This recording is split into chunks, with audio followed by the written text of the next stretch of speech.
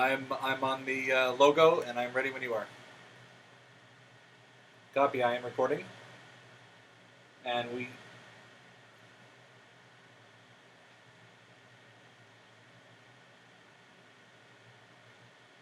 All right. Do you want to go exactly at 7? Because we got about 40 seconds left. Okay, copy that.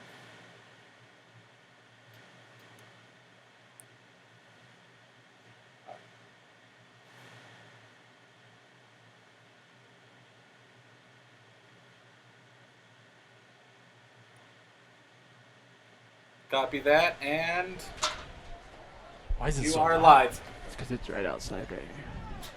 I mean, I have. All right, you're live. Away.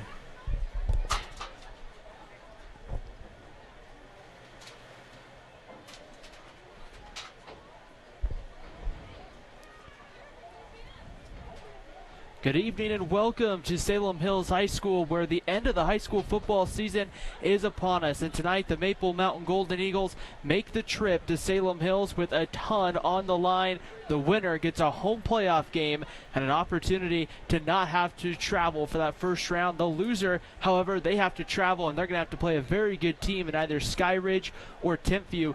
This Region 8 versus Region 7 tonight is huge. You got Maple Mountain Salem Hills playing for the second and third spots, while in Region 7 you turn around and you get Timpview taking on Skyridge. Ryan Pickens alongside Chris Hirsch. Chris, this is a huge week for high school football in Utah County. It is a huge week, and it's a short week. Both teams had a game last Thursday, and tonight's Wednesday, so it's another short week for both these teams, and we'll see if that plays a factor tonight. So it should be interesting to see here as we get ready, set for kickoff. Senior night here at Salem Hills. But let's talk Maple Mountain, because the Golden Eagles started off, it looked like they were going to have a tough time maybe even competing in Region 8. Now all of a sudden, Chris, they're in trying to get that top spot. Yeah, they've won 4 games in a row. They lost their first 5. They've won their next 4. Salem also had a big 5-game winning streak in the middle of their season. So actually, I think their winning streak was 6 games. So a huge game. Salem Hills comes into this game losing 2 in a row to to tough opponents. And Maple Mountain comes in on a 4-game winning streak. And like you mentioned earlier, the winner of this game gets a home playoff game and a greater opportunity to leave a legacy and possibly make it up to Rice-Eccles Stadium this season. And it's definitely going to be a great run here, a lot of emotion here. Salem Hills comes in.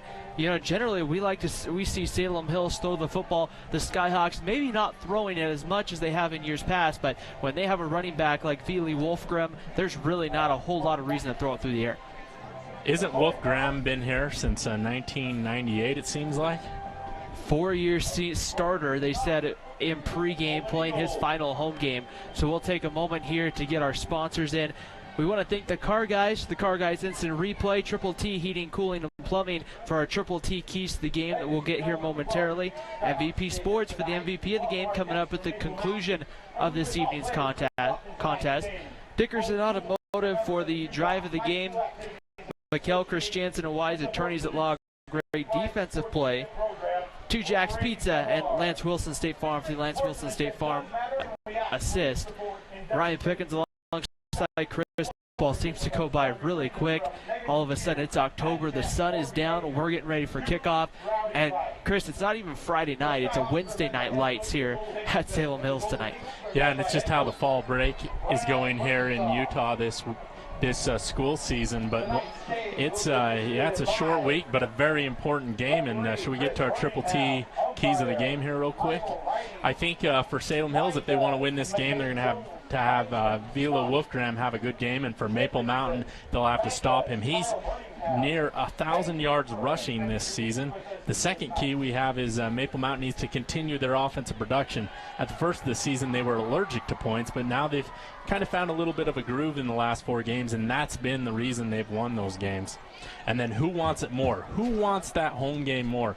Who wants to play most likely Sky Ridge, Corner Canyon, or Provo next week? Because it can be one of the, or possibly Timpview. Struggled early on completing some passes, but the last few times we saw him, he was playing with a lot more confidence, and his receivers were helping him out with big catches.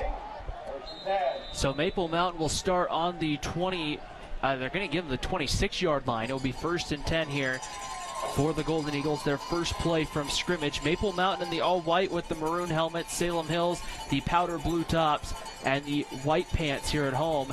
And Dennison takes the option play on the left, pitches it out to Blanthorne, who's going to turn the corner, and he's going to rumble his way ahead out to right around the 37-yard line on the first carry of the ball game. And really, I mean, that's a look we haven't seen a ton, but right there it worked. Yeah, it did. And did you see who made that tackle that time? That was Wolfgram. And Blanthorne and Wolfgram are probably going to meet quite a few times as both those guys play both ways. So that's one thing to watch tonight as well.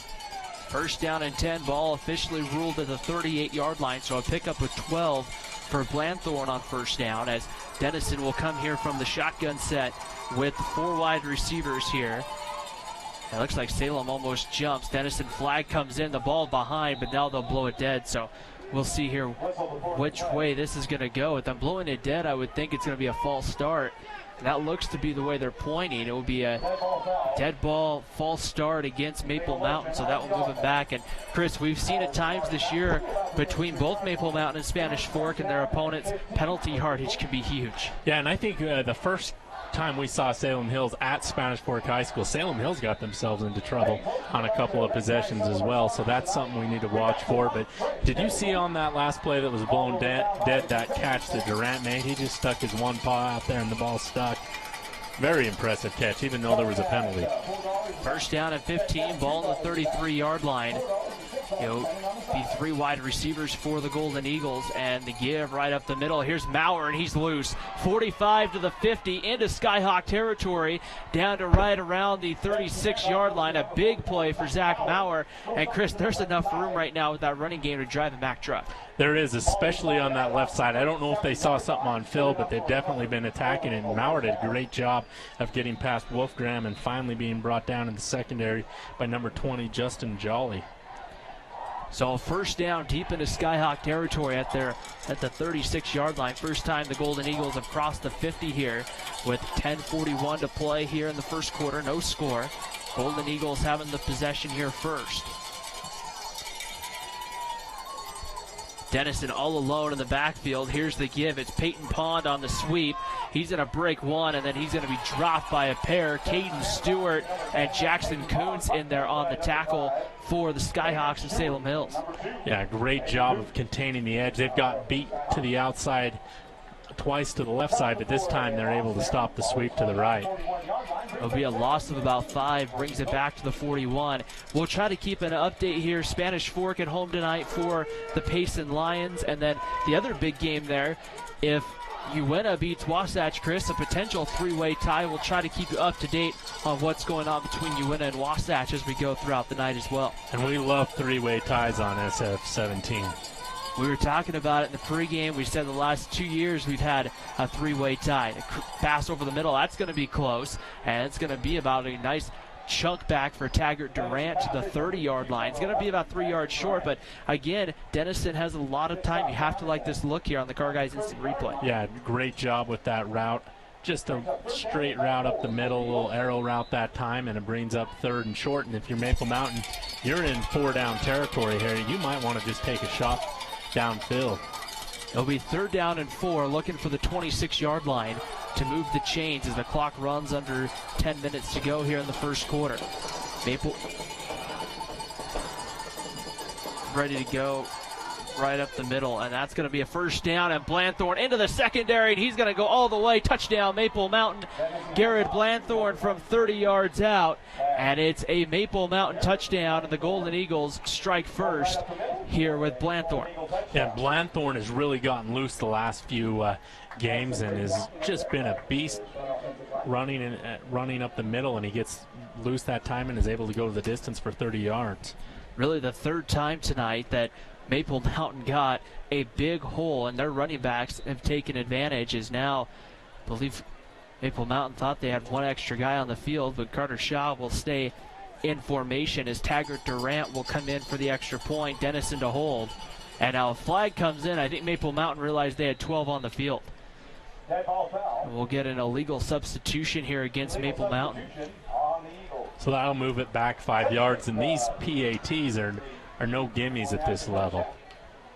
So instead of it being, Chris, right around a would have been right around maybe a 20-yard PAT. It's going to go back to about a 26-yard PAT. The good news is it is right down the middle. Durant with plenty of leg. We've seen him hit from 40-plus this year.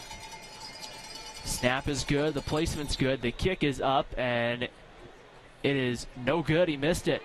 And with 8:58 to go in the first quarter, it's 6-0 Maple Mountain as Garrett Blanthorne puts the Golden Eagles on top, 6-0. And what a great start for Maple Mountain, and they just dominated that drive on the ground. Had a couple of pass plays and only one negative play that time, but I mean, how many plays did that take them? About 7 or 8 to get down the field, and most of it was big chunks on the ground. So now Salem Hills will get the football their first time. Chris, we talked about it a little bit. Salem Hills and Maple Mountain tied, same record in region, have really had similar years. Salem Hills having a little more success in non-league play, but this is a very dangerous team. Maybe some jitters early on, senior night, the excitement, the emotion of it. How does that play an effect here, especially early on? Well, I wonder if losing your last 2 games to, I believe it was Corner Canyon and Springville, is really starting to affect Salem Hills. Maple Mountain's on this 4-game winning streak, and as far as they're concerned, they can do no wrong. And this is a completely different team from Maple Mountain than we saw earlier this season. It'll be Coleman Jacklin, number 10, and Caden Coons, number 2, back deep to receive. They're standing back at their own about half-yard line. Durant, the low line drive kick, is going to be caught on the run by Coons at the 5.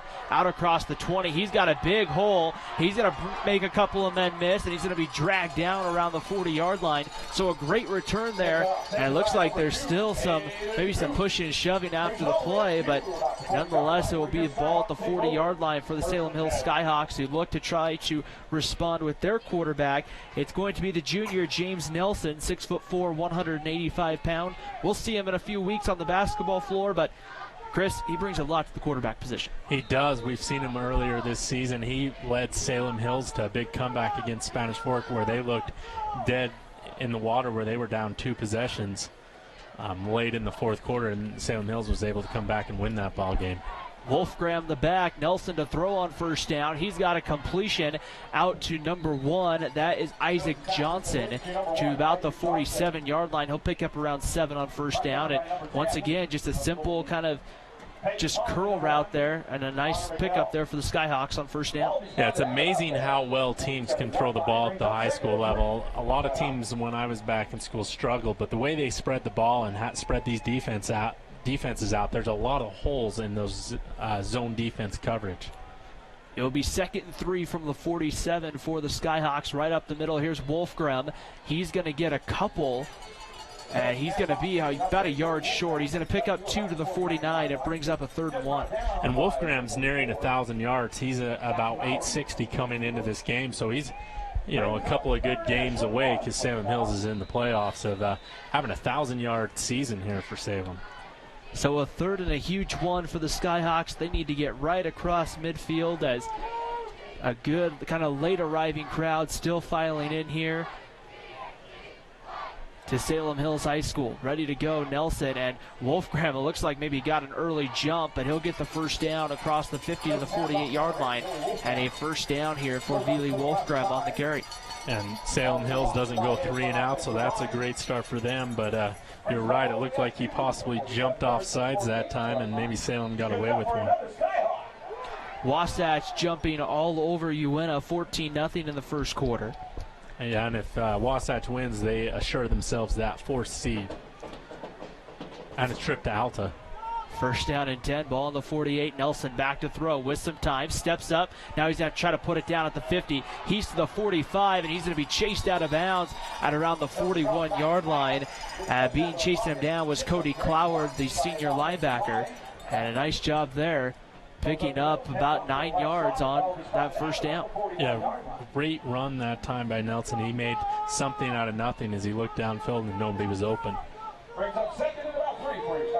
So they're going to give him officially about 7. He's going to need 3 more here on the 2nd 3. 7:08 to go first quarter. It's a 2nd and 3 from the 41. Here's the give right up the middle. It's not Wolfgram. It's the backup running back, and that is Brooke Viatoe on the carry, and Viatoe gets inside the 30 down to about the 23-yard line. First down, Skyhawks.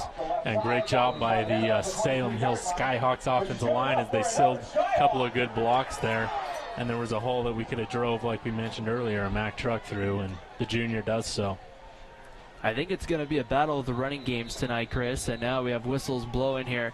Officials timeout here. It looks like the Maple Mountain might have been late getting an extra guy on the field. Well, that's you're allowed to have some time to substitute if the other team substitutes. So maybe they wanted to make that known.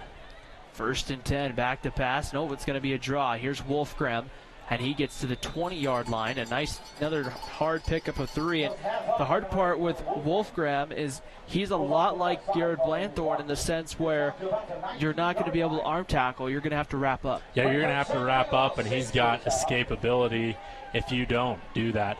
But, I think the strength of this Maple Mountain defense is rush defense, so we'll see how that matchup goes tonight. 2nd down and 6. 6 minutes and 11 seconds to go, first quarter. 6-0 Maple Mountain. Nelson back to throw with some time. Steps up. He's going to go down. He is sacked in the backfield by Garrett Blanthorne, number 43. Gets there from his defensive end spot, and that's a huge play because now it puts Salem Hills in a 3rd and long. Yeah, and Blanthorne showed his strength that time as Nelson tried to get out of that sack, but Blanthorne was going to have none of that. So it's going to be 3rd down, back at about the 27-yard line. It'll be 3rd and about 15. They need the 12-yard line to convert. Clock running, 5:31 to go, first quarter. 3rd down and 15. Nelson from shotgun. Wolfgram the back. 4 wide receivers, 3 to the top of your screen. Nelson puts this one out in the flat. That's complete to Isaac Johnson, but then he's immediately dropped short of the marker, and now decision time here if you're head coach Joel Higginson as to whether or not you're going to take the field goal or go for it. It looks like they're just going to go for it. Yeah, the offense is staying on the field, and they got half of what they needed, and right as we say that, they they switch it on us, and here comes the kicking team, and it looks like number 22, Alex Baker, is lining up for this field goal clear on that right hash. So it's going to be a tough kick. It's going to be right around a 39-yard kick.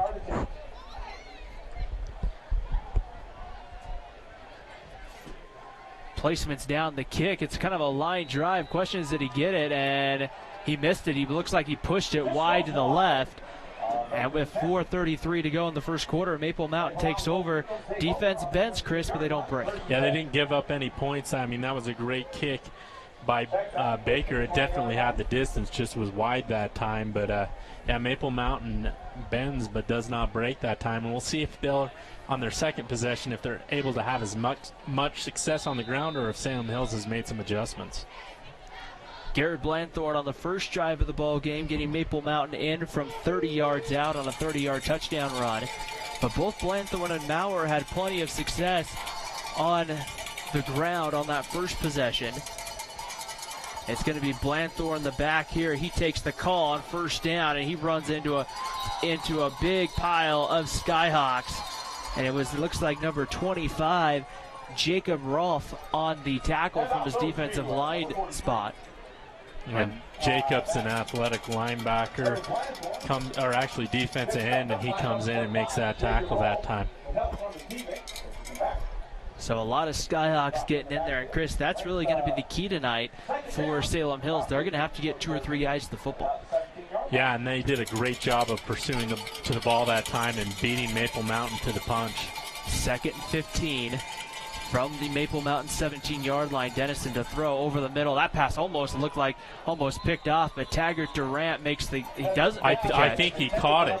He bobbled it, but I don't think it hit the ground. Let's see if we can get that on the car, guys. Instant replay. It looked like a catch from here, but our official waved it off. Well, I don't know. It's kind of tough to see if he holds on, but it looked like he had his hands underneath the football there. It did, unless the tip of the ball hit the ground. 3rd down and 15, 3:45 to go, first quarter. Golden Eagles will have to go down the field here.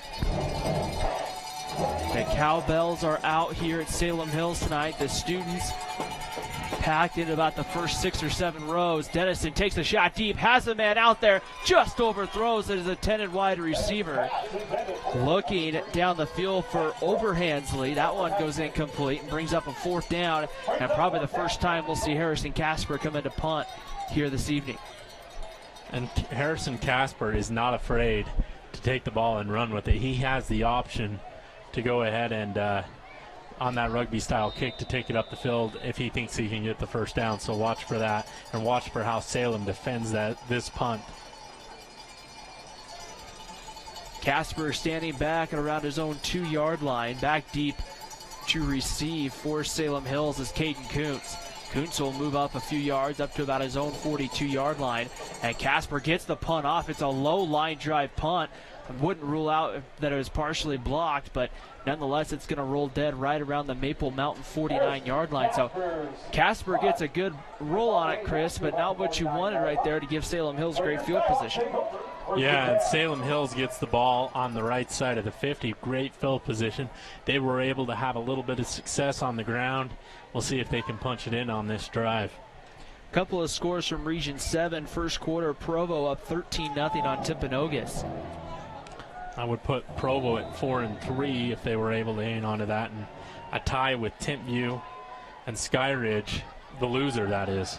Right up the middle for a couple is Wolfgram down to the 46-yard line. And then Wasatch just went up 21-0 on Uinta.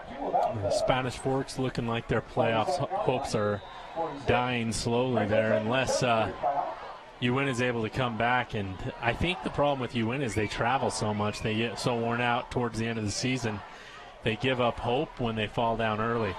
2nd down and 7, ball on about the 47-yard line here for the Skyhawks. 2:53 to go, first quarter.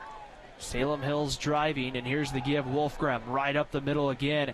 And another couple of hard runs up the middle, Chris. The good news for Maple Mountain, you're not letting Wolfgram get any big explosion plays. You're limiting him to a couple yards here and there. Yeah, and that's a great job by those defensive linemen, controlling the line of scrimmage and then letting the linebackers clean up there. But yeah, if Wolfgram gets ahead of steam, it's hard for those guys in the secondary to bring him down because Wolfgram is a beast. First quarter, it's Timpview up 14-0 on Skyridge. So that one here, the loser of this one, looks like you might get a road game to Timpview. Nelson back to throw, looks over the middle, has a man, the ball's tipped incomplete. Looking over the middle for his intended receiver, Caden Kuntz. And now brings up 4th and 5, and I would imagine you'd see the Skyhawks punt, but no sign yet. And it looks like they're going to roll the dice here early with 2:07 to go in the first quarter. Yeah, they're bringing in Van Tassel, the wide receiver here. And they're Joel Higginson's going to play like a riverboat gambler here and go for it on 4th. So it'll be Nelson. Joined in the backfield is Brooke Vaitoe. Vaitoe in the backfield. Look for Isaac Johnson. They throw over the middle, looking for Johnson. He's got it inside the 40. Maple Mountain's trying to say it's incomplete, but it's going to be complete to about the 36-yard line. First down, Skyhawks. Yeah, they were playing way off on Johnson, and they did that earlier in the game, and they ran that same little curl about 7-8 yards, and that's what they did that time as well. Under 2 minutes to go here in the first quarter. Salem Hills has had the ball what seemed like really for most of the quarter. They've been driving, Maple Mountain scoring first, but then a quick 3 and out. Gave the ball back to Salem Hills. Caden Kuntz in motion. He gets it on the sweep, looking for the outside corner. And again, a nice job of giving up a couple of yards, but those linebackers from Maple Mountain are playing good, disciplined football, playing contained. Yeah, and everybody's staying in their lane on some of these end-around plays, and that's prevented big gains from happening. Both teams have done a good job of defending the end-around thus far tonight. 2nd down and 8 with 1:16 to go, first quarter. 6-0 in favor of Maple Mountain. Salem Hills, though, the Skyhawks are driving. Nelson will give it on first down. It's Wolfgram right up the middle. Another nice tackle in the middle. Number 41, Cody Cloward from his linebacker spots, had a very busy night. But again, Wolfgram gets a couple, Chris, but brings up third down. Yeah, great job of not letting Wolfgram get downfield that time. And wow, Cloward showed a lot of strength that time. Third down and 7 from the 33. 38 seconds on the game clock. That clock is running, by the way. We do want to let you know our yardage and down marker just to the left of the Skyhawks. That is not correct. It's third down and about 7. 23 seconds on the clock. Salem Hills looking content to use the entire clock here. Nelson, and now whistles blow, and we'll see here. We'll get a timeout called by Salem Hills with 17.7 to go in the quarter. And Chris, kind of a crucial drive here, so to speak, in the sense of you don't want to see how many opportunities it takes before you get Maple Mountain territory and score. You rather just score and take the momentum. Yeah, you want to take the momentum back, as you mentioned, and this is probably going to be a dogfight to the end. It's going to be a very physical, tough, hard-nosed football game where both teams really want to establish the run. They don't want to win this game through the air, and so we'll have to see which team is able to hold the line of scrimmage tonight. Timpview's pulled up 21-0 on Skyridge here in the early going. Probably, if you're one of these two teams, Chris, would you rather draw Skyridge, the first-year school that maybe you don't know a ton about, or do you want the former Region 8 foe in Timpview? Well, I think it doesn't matter. I think you got to take care of business here, and you want that home game, because if you're playing at home, you're going to have a lot better shot of beating either Skyridge or Timpview. But it sounded like Timpview's got themselves quite the lead. We'll have to see if Skyridge can come back. Third down and 7 coming up here. 17. There's got to be a legal substitution penalty there. There's a late coming off the field here, and I think it's just some more confusion. Well, it looks like he was grabbing a mouth guard or something from the sideline. Wasatch, Chris, has gone up 28-0. 5 minutes left in the first quarter over in that ball game there. So Spanish Fork looks like this will probably be their final game of the year. That one dropped off to Kuntz. He makes the man miss, gets inside the 25. They're going to say the ball came out, but he was down on the ground. So it'll be first down Salem Hills, but an alert play there by Maple Mountain to fall on. Yeah, and I don't know if Kuntz fumbled that time, but right, that was an alert play, but great pass by Nelson to Kuntz that time. And Salem Hills has been able to drive, and that's looking like our last play of the quarter. So 4 seconds on the clock here. I would doubt Salem Hills is going to get it off, and they will not. We have played one quarter here from Salem Hills High School. It's Maple Mountain 6, the Skyhawks 0. You're watching high school football here on Spanish Fork 17. Hi, welcome to Two Jacks Pizza. For the best pizza you'll ever taste and our world-famous cheese sticks, come to Two Jacks Pizza on Main Street in Spanish Fork, or call us for a quick delivery. Are you hungry yet?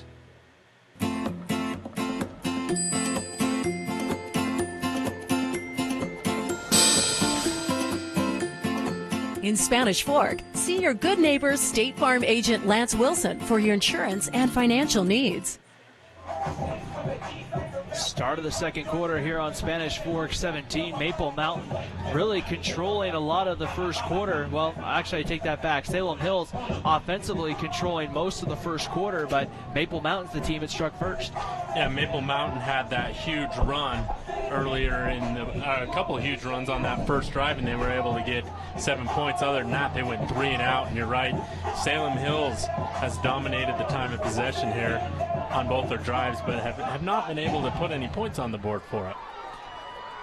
So it'll be a first down and 10 for the Skyhawks at the 24-yard line as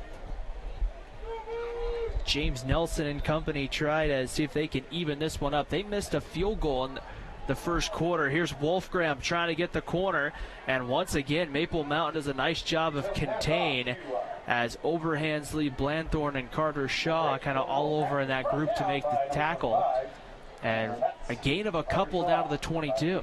Yeah, I wonder if Salem Hills is going to have to resort to more of a throwing game to be able to beat Maple Mountain tonight. Nelson gives it right up the middle. It's Wolfgram again, but again, a big pile of Golden Eagles getting there. And Vili Wolfgram, Chris, has had plenty of touches, but Maple Mountain seems content to give him a couple yards. Yeah, it's been quantity over quality tonight for him so far, as Maple Mountain has just pretty much stuffed him towards the line of scrimmage. So earlier you mentioned who would you rather play. I guess if you're Maple Mountain, you'd rather play the team that tries to establish a run, because their defense has looked solid this second half of the season against the run. It will be 3rd down and 7, and Salem Hills will go twins to the top and bottom of your screens. Wolfgram, the single back. Nelson back to throw, pressured from behind, and he's dropped by Zach Maurer. Maurer just got a hold of him and just threw him to the ground, and that brings up 4th down, and Nelson a little slow to get up after that one. And he just got thrown to the ground violently. Nothing illegal here, but got spun around and landed kind of awkwardly, and he's kind of limping off to the side there, and it brings up a 4th and, about 15 here. And so we'll see how they elect to play this, as Kuntz now will come in, and James Nelson still over getting, I believe, the play call here, and it looks like Salem Hills is going to roll the dice here. You talked about missing the field goal earlier. If you were to attempt it, Chris, you'd be looking at about a 47-yard kick, so you're probably a little bit out of field goal range here. 4 wide receivers for the Skyhawks. Back to throw. Nelson steps up, hit from behind again, and the ball is loose. And I think Maple Mountain's going to recover. Either way, it's going to be Maple Mountain ball, and it is the Golden Eagles who recover. Well, actually, I believe it was Salem, but since it was 4th down, Salem Hills will turn it over on downs, and Maple Mountain will get decent field position. So right there, we'll make that a Mikkel Christiansen and Wise attorneys at law. Great defensive play. A great defense makes a great offense, and now the chance for that Maple Mountain offense to try to maybe put a little separation here between them and Salem Hills. Yeah, and Salem Hills had great field position on that last drive. They started on Maple Mountain's 49, drove it down, but then started going in the wrong direction. So it'll be 1st and 10 for Maple Mountain at the Salem Hills 36-yard line. Dennison in kind of the pistol formation with, that's Blanthorne. A fumble, the ball's loose, and Dennison just quickly able to corral it. He'll lose around 5, but you'll take that instead of the turnover. Yeah, you'll take that instead of the turnover, and there's a little conference between the center and quarterback that time, so hopefully they can figure that out. But a huge loss on 1st down, and that'll bring up 2nd and 16. So a loss of 6. Now Maple Mountain still looking for the 46-yard line, and you have to kind of wonder here, you might be in a passing situation where really the last few weeks Tito Dennison's really opened up that passing game for Maple Mountain. 3 wide receivers on the play. Here's the give right up the middle. It's Blanthorne, and he's going to get maybe a yard, no more than 2, as Caden Stewart, number 5, getting in on the stop. Wolfgram and a couple other Skyhawks got there. A great job by Salem Hills anticipating the run that time and blitzing those run gaps. So now a passing situation here for Tito Dennison as he'll bring the offense in. 8:49 to go, 2nd quarter, as it's 6-0 Maple Mountain. It's a 3rd down and about 16 coming up.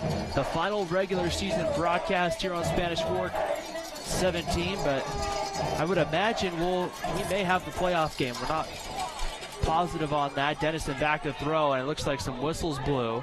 Looked like they were setting up a screen, too. And right there, it probably would have worked well. You had 4 Skyhawks go right to the quarterback. And a whistle here before the play generally is a dead ball foul, and it's offsides against Salem Hills. So changes the play call a little bit that time. 35-0 Wasatch with 2 minutes in the 1st quarter.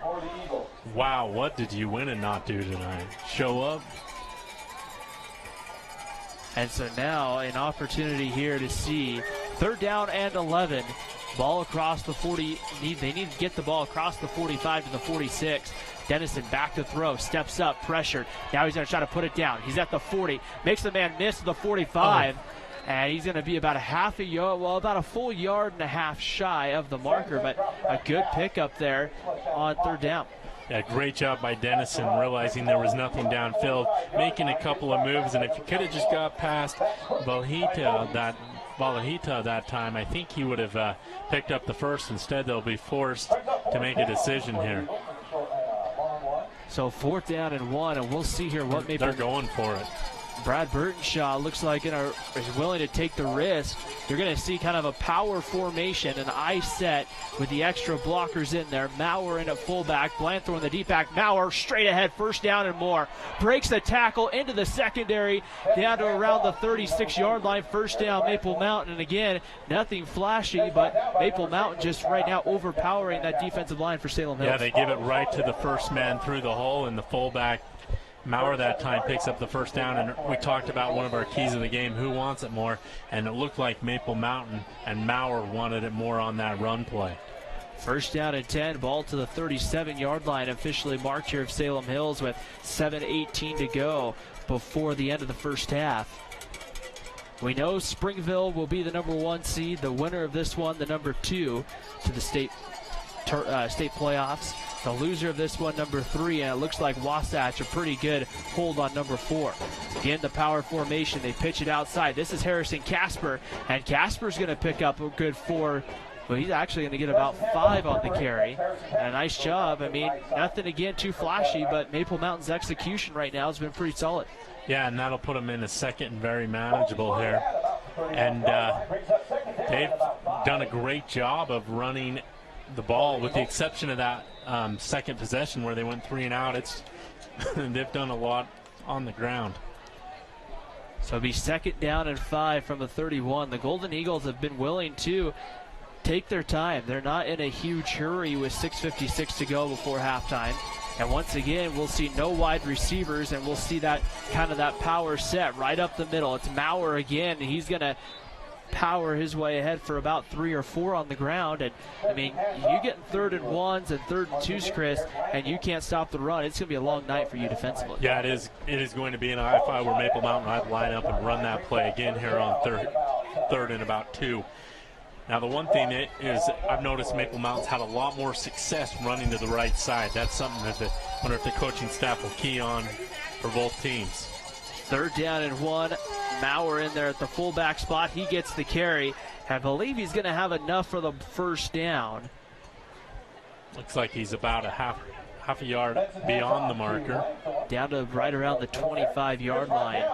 And right now, Maple Mountain using a lot of clock here in the 2nd quarter.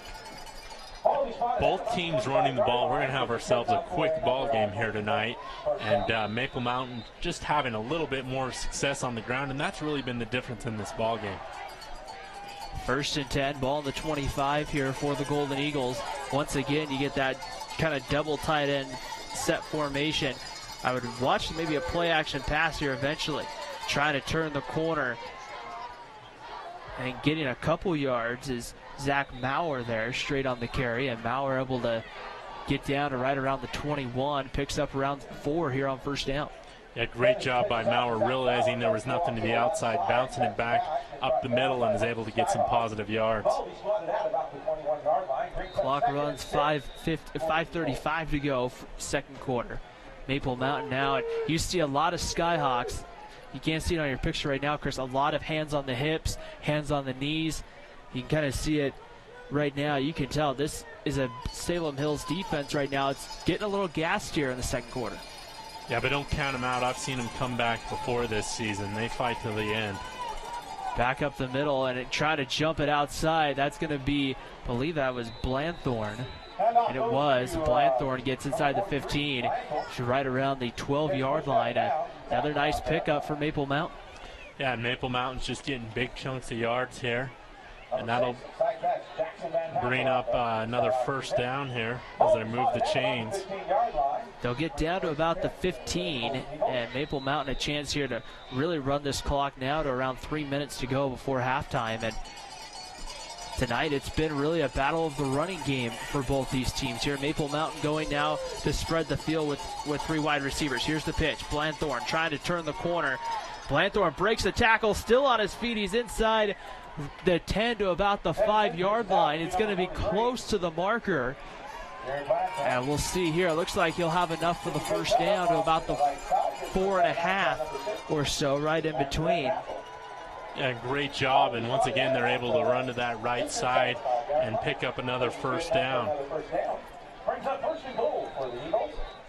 So we'll see here right now. Maple Mountain not doing anything too flashy if you're just joining us. We're in the second quarter, 6-0 Golden Eagles. Garrett Blanthorne, a 30-yard touchdown run in the first. That was the difference of the ball game. And Blanthorne in the backfield here with behind his quarterback Tito Dennison here from the 5. Dennison takes the snap. Here's Blanthorne looking to the left, and he's in. Touchdown, but there is a penalty marker. So we'll see here where it came in. Chris, I have to think that's probably in the area of the field where you might see a holding call. It most likely is in that area. And this one will come back, and Maple Mountain will have 4 more shots to try and get it in. This time they'll be starting from about the 15. Dead ball or holding looks like going to be against Maple Mountain, so that will move it back here right around the 14. So a 10-yard penalty brings up first down and goal from the 14-yard line. 4:43 to go before halftime here at Salem Hills. Yeah, and so far Maple Mountain's just owned that line of scrimmage and has been able to run the ball for the most part. First down and goal from the 14. Shotgun set with 3 wide receivers. Dennison's going to give it. Blanthorne tries to, he slips in the backfield and goes down at about the 15, so he loses a yard. Brings up a second down and goal from the 15. And Chris, if you're Salem Hills, if you were to come up with a stop here, how big would that be for you defensively? That would be huge, especially if you can keep Maple Mountain from scoring any points, because all you would need is a touchdown to take this lead. As bad as they've struggled against the run, they're still right in this thing. Second down and 15. Ball on, or second and goal from the 15. 4:06 to go before halftime. Dennison pitches, trying to turn the corner, breaking a couple tackles. And once again, that's number 26. That's Austin Mills on the carry, the senior running back and defensive back. And now it's going to bring up third and goal from the 14-yard line. So you have to think probably time to consider the passing game here if you're Dennison, and that's kind of nice if you're Salem Hills because you can kind of drop that secondary. You can, and you can't really go over the top here if you're Maple Mountain because of the end zone. Dawson Butler to the very top of your screen. Watch out for Butler here. Dennison rolls out on the option. Here's the pitch. It's Maurer to the 5, and he is going to be in. Touchdown, Maple Mountain, as it's Zach Maurer in from 14 yards out, and it's 12-0 Golden Eagles. And once again, they're able to run to that right side and get a huge gain. This time they pitch it out there on the option. Maurer takes the ball, breaks a couple of tackles, and finds his way to the end zone, and Maple Mountain now has a 12-0 lead.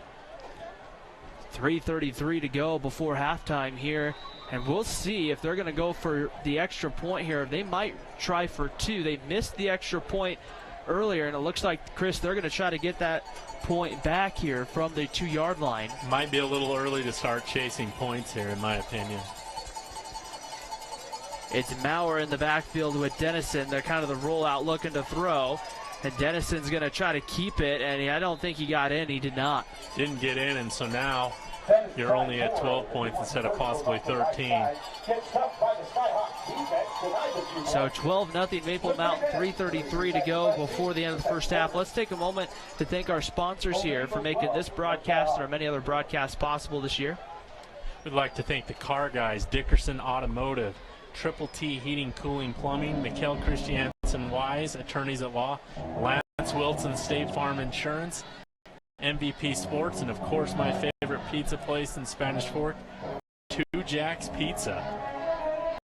So 3:33 to go in the first half.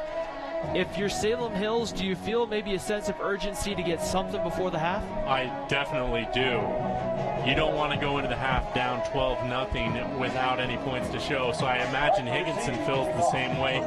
And Joel Higginson's probably going to open up the playbook. But Maple Mountain's defensive ends, both Maurer and Blanthorne, did a great job of beating the tackles to the quarterback and roughing up roughing up James Nelson a little bit. It looks like number 28, Cade Callis, and number 10, Coleman Jacklin back deep to receive as Taggart Durant has the ball teed up at the 40-yard line. And the kick's going to go, they're going to kind of kick it short. Jacklin's going to catch it on the run. Cross the 25, and he's dropped it around the 28-yard line. So nice job by the special teams unit for Maple Mountain, but now James Nelson maybe with a little bit of pressure here, and he took a couple hard hits in the last drive. He did take a couple of hard hits, so he's going to have a mental clock in his head of how long he can hold on to the ball. We'll see if that causes him to get rid of the ball even sooner than he needs to. Maple Mountain in the all-white with the maroon helmets, Salem Hills in the powder blue helmets, powder blue tops, and the white pants here tonight. There's senior night here at Salem Hills. All the seniors honored before the ball game. And Nelson back to throw, steps up, looks over the middle. That's high and incomplete. And looking for number 1, Isaac Johnson, and brings up a 2nd down and 10. Brings up a 2nd and 10, and if you're Salem, the risk you run by throwing 3 times there, if you're not able to complete one, is you'll give the ball back to Maple Mountain with plenty of time. 3 minutes and 25 seconds on the clock here before halftime. 2nd and 10 from the Skyhawks 28-yard line. 3 receivers to the bottom of your screen, and the give right up the middle. Here's Wolfgram. His maybe first time where he's gotten outside, but he'll only get about 4 once again. You know, that's been his night. Wolfgram just hasn't been able to get any big explosion plays. Right, and it looks like he's going to bust a run here, and then Maple Mountain just swarms to the ball and is able to bring him down. Harrison Casper and Carter Shaw in there on the tackle, looks like from the safety positions, and now a big 3rd down with 3 minutes to go. Maple Mountain with 3 timeouts to use here before the half, 2 timeouts for Salem Hills. And this is the point where Blanthorne and Maurer know that they can go hard at the quarterback. Nelson back to throw with some time, looks over towards the sideline, double clutches and overthrew Coleman Jacklin over towards the sideline and brings up 4th down. And Chris, just like you said, what you didn't want to do is give Maple Mountain the ball with a lot of time. You gave them 2:40 and 3 timeouts. Yep, and depending on how this punt goes, they will have probably decent field position as well as Durant goes back to field this. Coming into punt, it's going to be for Salem Hills. That's Caden Kuntz.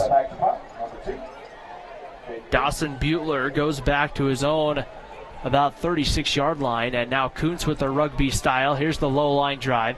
Butler's going to field it on a couple bounce, and I think Salem Hills trying to say it hit him, but it doesn't look like it's going to end up hitting him as it's down at around the 25-yard line. So not a bad spot there. Maybe you want Dawson Butler, Chris, to take a few more steps away from it, but right. Well, if you're Butler and it did hit you, he did an amazing job of pretending it did. I think if he would have chased it, the refs might have called it the other way if he didn't get it. So sometimes it's all about acting, especially at the high school level where we don't have instant replay. 1st down and 10 for Maple Mountain at the 25. The clock with 2:31 to go before halftime. Maple Mountain looking to try to see if they can't get some more points on the board before halftime. Those open up the field here with 4 wide receivers. Dennison drops back to throw. He throws the screen pass. That's going to be complete. I believe that's Oberhansley on the catch, and Oberhansley able to get about 6 to 7. Sorry, Harrison Casper. And a great job by Casper taking that bubble screen and getting up the field to get some positive yards that time. But the one thing I had a thought is that if you're Maple Mountain here, you do not want to fumble the ball. Or, turn it over with an interception or a fumble. 2nd down and 2, back to throw. Dennison goes down, one-on-one coverage, has a man, and that is going to be complete. Making the cutback move is going to be Dawson Butler. He's to the 5 before he's tripped up and brought down in the coverage. Jackson Van Tassel on the stop, but right there, Dennison to Dawson Butler for the big game. Yeah, great job that time by Dennison finding his man Butler downfield. And wow, what a great move to try and get past Van Tassel, and it almost worked that time as he's inside the 5. Now, if you're Maple Mountain, you don't have to hurry here. You might want to take some time off the clock as we're under 2 minutes to go. Here's the give. It's going to be Dennison on the keeper, and he's immediately brought down once again, number 21. Viatal made the stop there. We're going to have to go and ask the guy during halftime, the announcer here, how you pronounce his name. Second down and 5 cover. Sorry, second and about goal from the 7. As Maple Mountain trying to punch it in. They got all 3 timeouts, a minute 11 here on the game clock. 4 wide receivers. Dennison takes the snap. Here's the give. Blanthorne right up the middle. He's going to make his way down to about the 2-yard line. That brings up a 3rd and goal from the 2, Chris. And you have to think if you're Maple Mountain, you're probably in 2-down territory. You probably are. Also, you're probably going to see either Blanthorne or Maurer handle the ball from here on out. So 3rd and goal from the 2. We'll see what formation Maple Mountain elects to go to, and I think they're going to go back into that power kind of double tight end formation. That's exactly what they're going to go to. Maurer is the fullback. Blanthorne is the fullback, gets the carry, and he's not going to get in. He's going to be maybe a yard shy of the end zone, 21.3, and Maple Mountain will use their first time out here of the half. They'll have 2 more, but now it's kind of do or die situation. If you're Maple Mountain, Chris, do you maybe just take the 3 points here and go make it a 3-score game before half, or are you rolling the dice? I think I'm rolling the dice. You're 1 yard out. You're playing for second place in region in that home game next week. You're 1 yard out. You've been able to run the ball well with Maurer and Blanthorne. My mind's made up that you're just going to line up in one of those power formations and tell Salem Hills we're here to win it. Now, if you're Salem, you got to try and stop that because you do not want to go down 3 possessions at the half. And you have to think here, the good news is if you're the Skyhawks, you get the ball to open up the 3rd quarter. But like you said, Chris, do you load the box if you're Salem Hills here and just go against the run and take the chance that they run the play action, or how are you still lining defensively here if you're Salem Hills? Well, it depends on the formation Maple Mountain runs.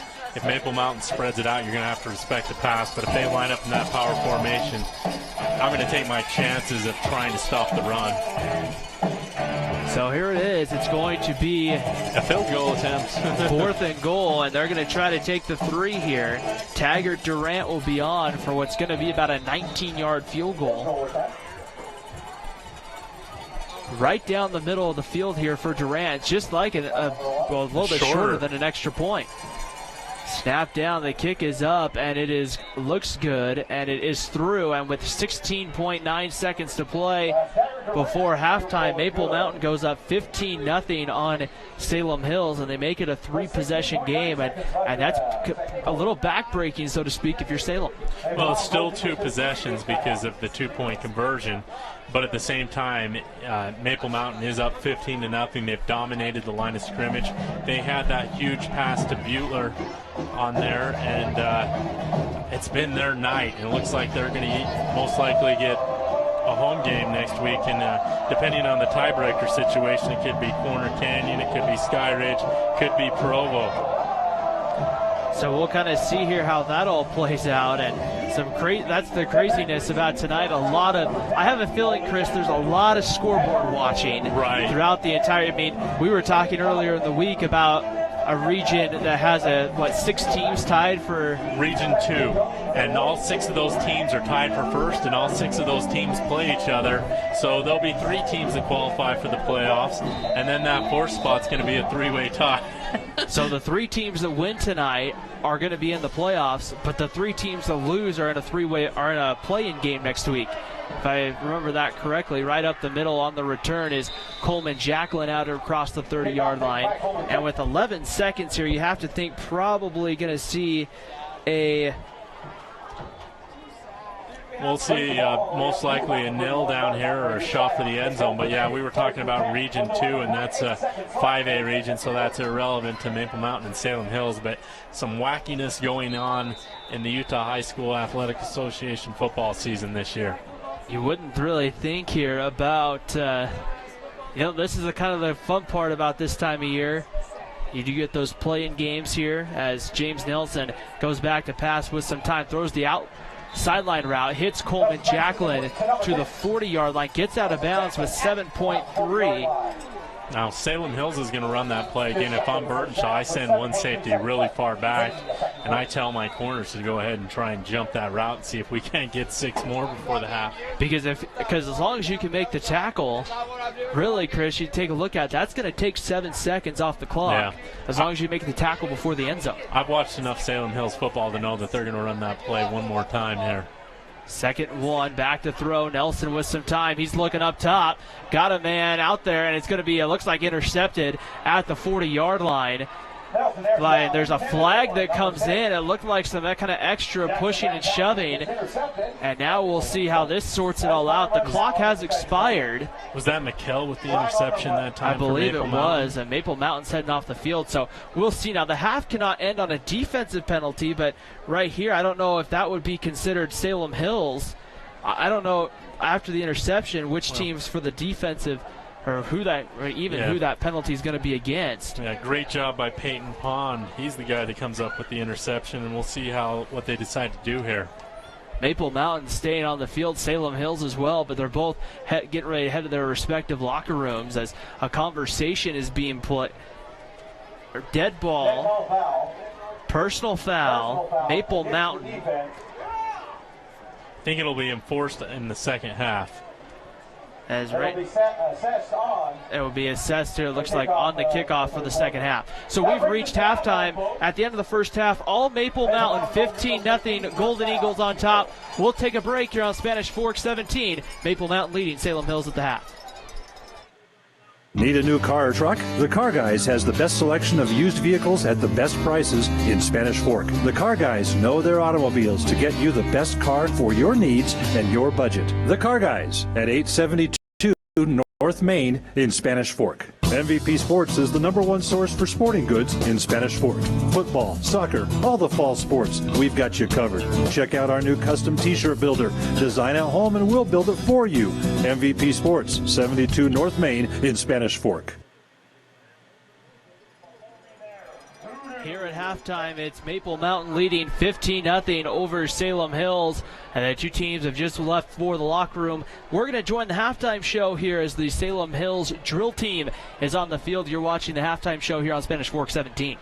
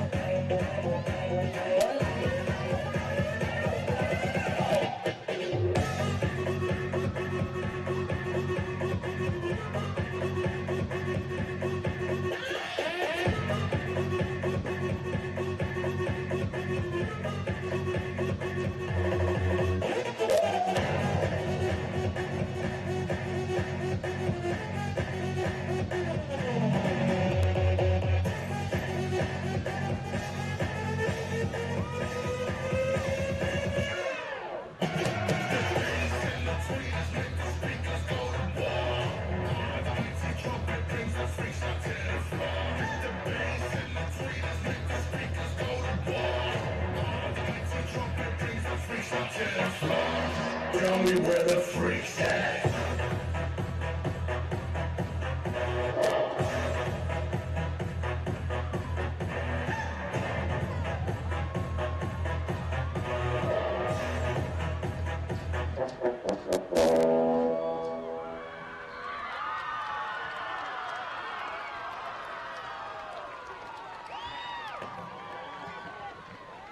Salem Hills High School, the Jays.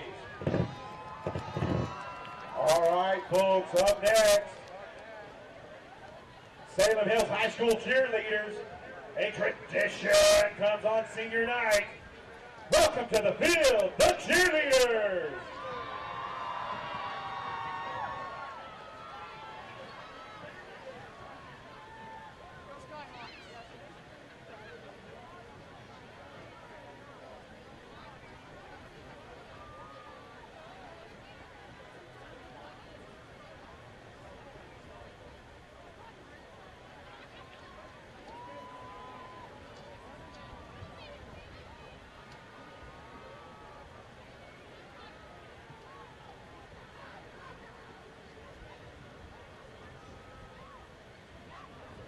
Touchdown!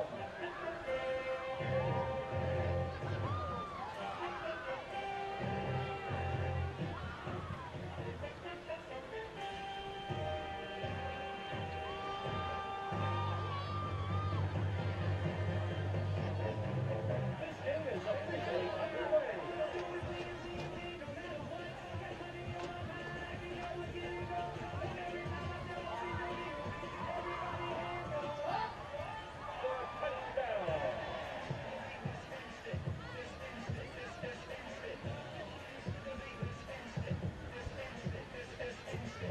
Get on your feet and make some noise.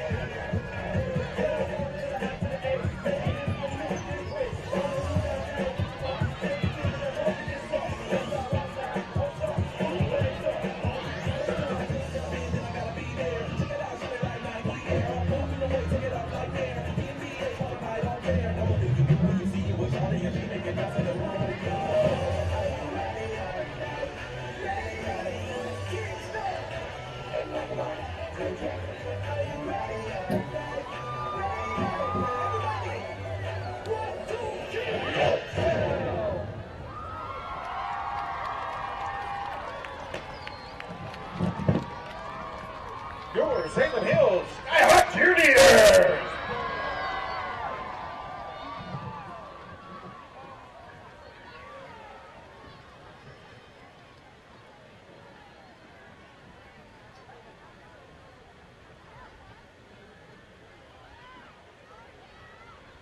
Hey folks, just another shout out here. We want to give a shout out to Sip and Spot Sugar Cookies. You know, they've been out here every single game this year, making those fabulous sugar cookies with the Skyhawk frosting on them.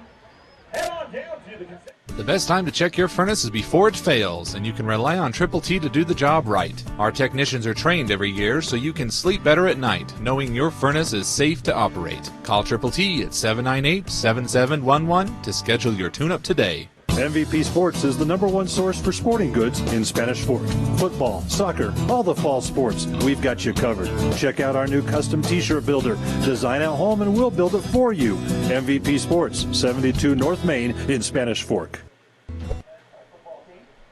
Back here at halftime in Salem right now, the Maple Mountain Golden Eagles leading this one 15-0 over the home team, the Salem Hills Skyhawks. Ryan Pickens alongside Chris Hurst. And Chris, we talked about it in the open where we said, hey, this is going to come down to whichever team runs the ball better tonight.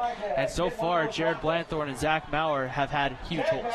They have, and also they've been huge on the defensive side of things as they've been able to get to Nelson a couple of times. So I think it's been both Maurer and Blanthorne on offense and defense that's really been the big difference in this ball game. And you can kind of tell right now, Maple Mountain seems to be the team between these two, Chris, that really have just that desire. It seems like they want it more right now than Salem Hills. Right, and Maple Mountain was picked to finish second in region. I went back and looked it up today, and they're playing like the second best team in this region. And Springville's obviously wrapped things up and are going to have a bye this week, fortunately, before they play next week against the Region 7 fourth place team, which will be a tough out for Springville. Region 7 looking very tough. No matter who you get out of Region 8, Chris, it's going to be a dogfight for Maple Mountain. It looks like right now, if everything holds stand, they're going to get Skyridge. The loser of that Timpview Skyridge game generally should get that third spot. But well, Provo's playing well. They're up 27-0, and that would put them in a tie in that region. So, you know, it'll come down to tiebreakers because Skyridge is 4-2, Provo's 3-3, and they'll both be 4-3. So I'd want to say Skyridge has the tiebreak. I could be wrong on that, though. So nonetheless, though, it's going to be, that's Region 7 has looked tough all year. And if you're Maple Mountain, I don't really know if there's a team that you look at, or really any team in Region 8, that when you look to match up with Region 7, you're going to look and say, okay, we love this matchup because it's been such a competitive region. Right. I think if they did have a choice, they might want to. Provo likes to throw the ball. They have a very good wide receiver that I believe is going to go play for Washington. I forget his name. So if you're Maple Mountain, maybe you do want that Skyridge matchup and see if you can stop their running attack. So we'll kind of see here how this one unfolds here. We got about 5.5 minutes plus another 3. We're going to take a break here on Spanish Fork 17. When we come back, we'll maybe dive into the state playoffs just a little bit deeper and kind of see some of those potential Region 7 versus Region 8 matchups to open up the first round. You're watching high school football here on Spanish Fork 17. The best time to check your furnace is before it fails, and you can rely on Triple T to do the job right. Our technicians are trained every year so you can sleep better at night, knowing your furnace is safe to operate. Call Triple T at 798-7711 to schedule your tune-up today. MVP Sports is the #1 source for sporting goods in Spanish Fork. Football, soccer, all the fall sports, we've got you covered. Check out our new custom t-shirt builder. Design at home and we'll build it for you. MVP Sports, 72 North Main in Spanish Fork.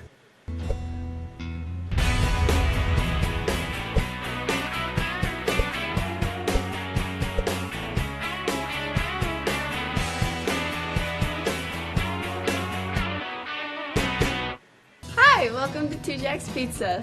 For the best pizza you'll ever taste and our world-famous cheese sticks, come to Two Jacks Pizza on Main Street in Spanish Fork, or call us for a quick delivery. Are you hungry yet?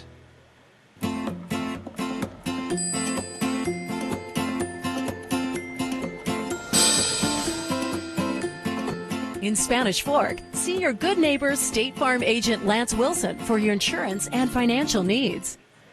Need a new car or truck? The Car Guys has the best selection of used vehicles at the best prices in Spanish Fork. The Car Guys know their automobiles to get you the best car for your needs and your budget. The Car Guys at 872 North Main in Spanish Fork. That's what we thought. Didn't know for sure. Thank you. Back here at halftime, Maple Mountain on top, 15-0 over their host tonight, the Salem Hills Skyhawks, on the senior night for Salem Hills, and the final regular season game and broadcast here on Spanish Fork 17. It has gone by really quick for sure. Let's take a moment here and let's talk state playoffs. Region 8, Region 7, they match up in the first round. You got Springville, the #1, and still try to determine who that #4 is, Chris. But if everything were to hold up, it would either be Provo or Skyridge. And Springville played Skyridge earlier in the season, and it was a very tough game that came down to, I believe, the last play where Springville was able to pull that out. Skyridge met Provo back on September 23rd. It was a 27-24 win for Skyridge. So let's assume Springville's most likely going to play Provo. And that could be a matchup that maybe gives the Red Devils a little bit of trouble. We talked about how Provo does like to throw the football. They have a quarterback who's a converted defensive back, so it could get kind of interesting. That could be a matchup potentially that gives Springville some trouble. Right, and then in that #2 seed, it'll be the winner of this game, and if Maple Mountain is able to hold on, but don't count Salem Hills out, they'd most likely play Skyridge, and then Salem Hills would end up with Timpview. Wasatch with the 4th seed would end up with Alta. And Alta is in a kind of a dogfight here tonight. They're up. They're leading, I think last time I saw, 28-17. Now, if they lose to Corner Canyon, then things get really interesting because Sky Ridge, Corner Canyon, and Provo could potentially be in our favorite theme, and that's a 3-way tie. There could be a lot of those this upcoming week for sure. Taking a look at some halftime. End of the first half, Timpview up 21-0 over Sky Ridge. It's a halftime score to pass along to you. Spanish Fork, I believe, up 18-6 on Payson. That one just down the road a ways here. Now, Spanish Fork needs Uinta to have a furious and fast comeback if they want any shot at the playoffs, but it looks like they're going to finish 5th. And Spanish Fork was actually picked by the Deseret News to finish 5th in region. So Deseret News, by my calculations, if everything holds up tonight, just needed to switch Wasatch to number 4 and Salem Hills up to number 3, and they would have had it perfect. And that's going to be that's hard to do in a sense, to go through and project the region, because Chris, we talked about it all the time, how many times some crazy things can happen and some things change throughout the season, maybe a key injury, and all of a sudden, I mean, the whole kind of league or region can change. Right. But in our first broadcast, we had Salem Hills about a month ago. They were down 17-3 to Spanish Fork, and they were able to make a comeback and end up winning that theme with a couple of late touchdowns in the 4th quarter to win it. So do not count this Salem Hills team out, and Maple Mountain better not overlook them. No doubt about it. You see it's definitely cooling off here tonight at Salem Hills. You see a lot of the Maple Mountain players kind of jumping around trying to keep their stay warm here. It probably is dropping into about the 40s or so by the time this ball game concludes here, and probably a little over an hour. But I've thrown my beanie on, and we're inside the booth, and it's still a little bit chilly up here. And so what we'll do here, we'll go ahead and take a short break. When we come back, we'll get you ready to go. We'll recap the first half and preview the second half. You're watching high school football here on Spanish Fork 17. Hi, welcome to Two Jacks Pizza. For the best pizza you'll ever taste and our world-famous cheese sticks, come to Two Jacks Pizza on Main Street in Spanish Fork. Are you hungry yet?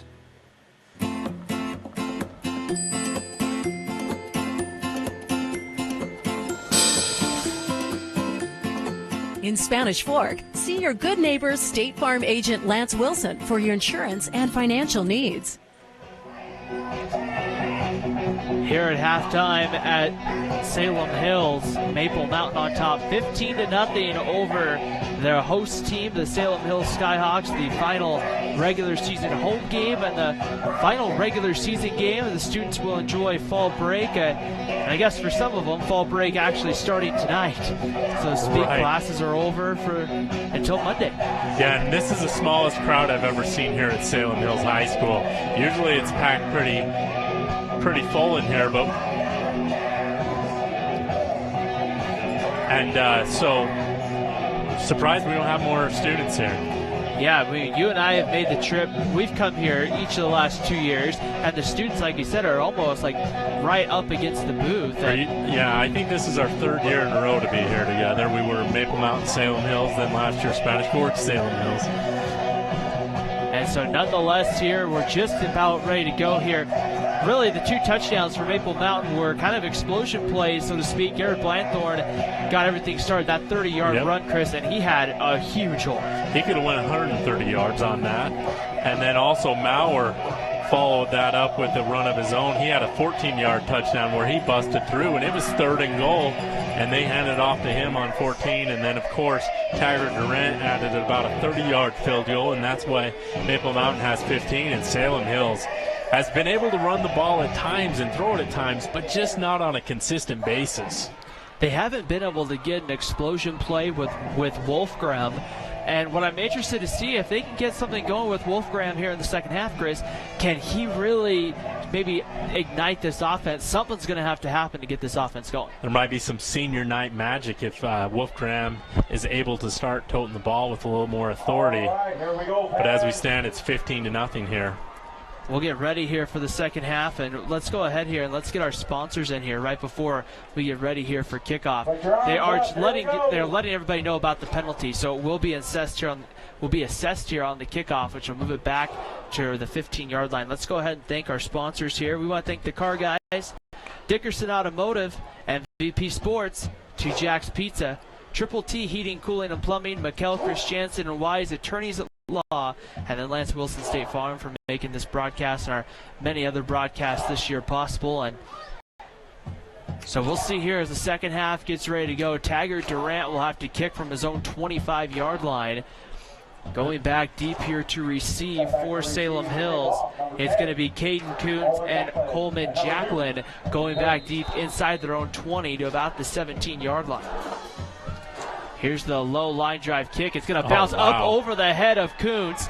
Jacklin picks it up at around the 11-yard line, tries to get the outside corner, and he will, but he'll be brought down right around the 30-yard line. And it's going to bring up a first down here for Salem Hills. And I guess that 15-yard penalty does not hurt Maple Mountain, as Salem Hills has about their worst field position of the night. They've had great returns after the first two touchdowns.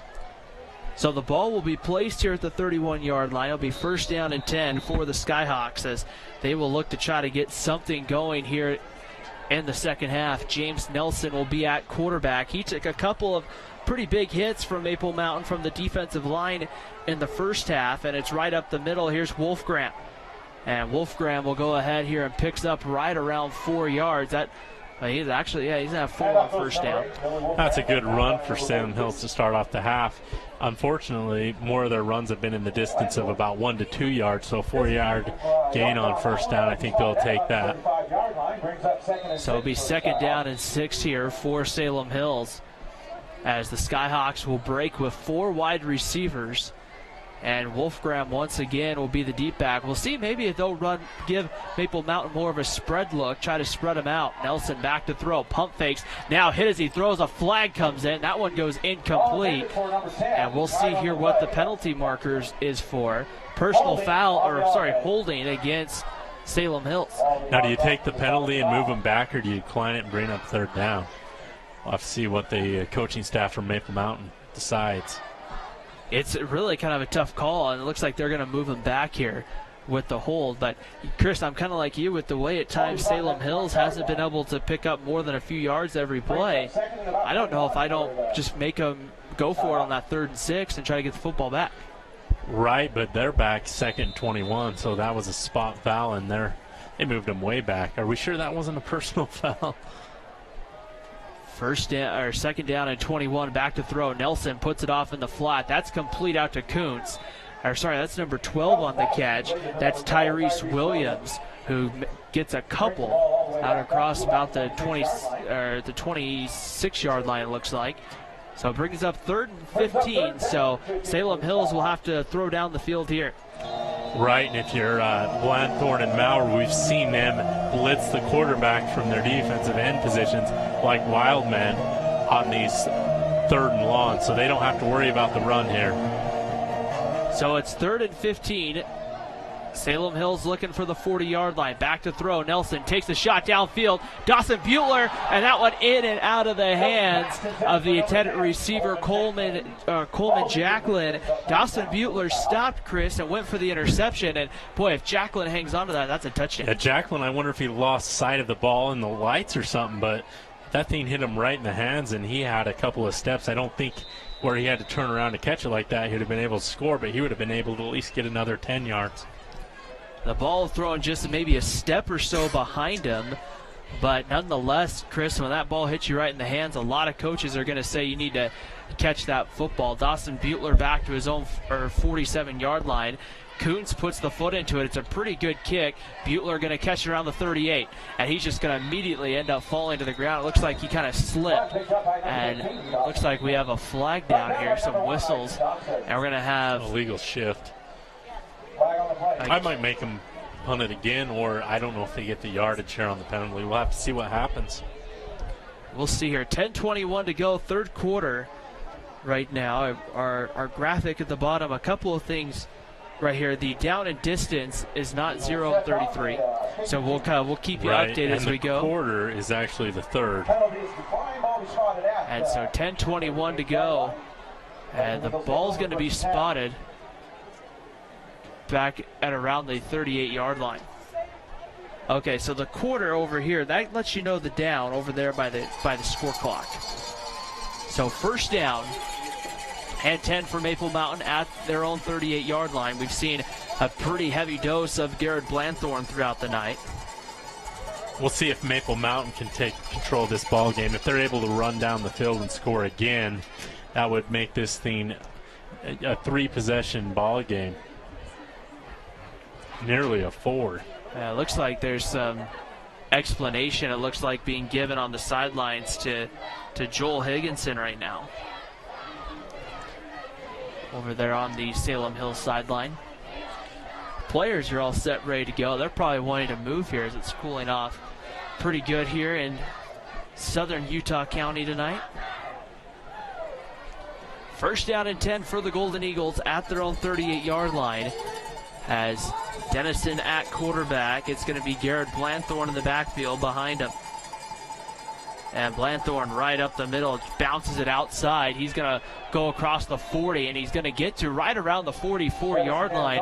A good pickup of about 6 yards, and that brings up a 2nd and 4. I know one thing for sure. I do not want to try and bring Blanthorne down. He gave Jacob Rolfe one of the stiff arms you'll ever see, and we see it right there on the replay. Knocks him to the ground and is able to roll out for a couple more yards on that carry. It's been a very physical game. It's been a game where both teams have really kind of played between the trenches, so to speak. 2nd and 4. Here's the pitch. Blanthorne tries to turn the corner, and he's dropped in the backfield. I believe that was Wolfgram who got there, number 8, from his linebacker spot. And that'll bring up a 3rd and down where Maple Mountain's got quite a bit of distance to go, so look for them to try and throw it here. In the second quarter, late in that second quarter on a passing situation, kind of a similar one, they went up top to Dawson Butler, and they picked on number 20, Justin Jolly, the quarterback, who's at the very top of your screen. We'll see here what Maple Mountain decides to do. 9:35 to go here before here in the third quarter. Just underway. Salem Hills had to punt. Maple Mountain getting their first possession of the second half. And now I think Maple Mountain's going to take a timeout. They want to talk about it with 9:22 left here in the third quarter. Yeah, and so far both defenses looking like they're going to step up here as Salem Hills went 3 and out, and great use of a timeout here. Maple Mountain still looking for their Lance Wilson State Farm drive of the game, as we're assuming they'll make one more of those. So now would be a good time for one of those type of drives if they can pick up this 3rd and long.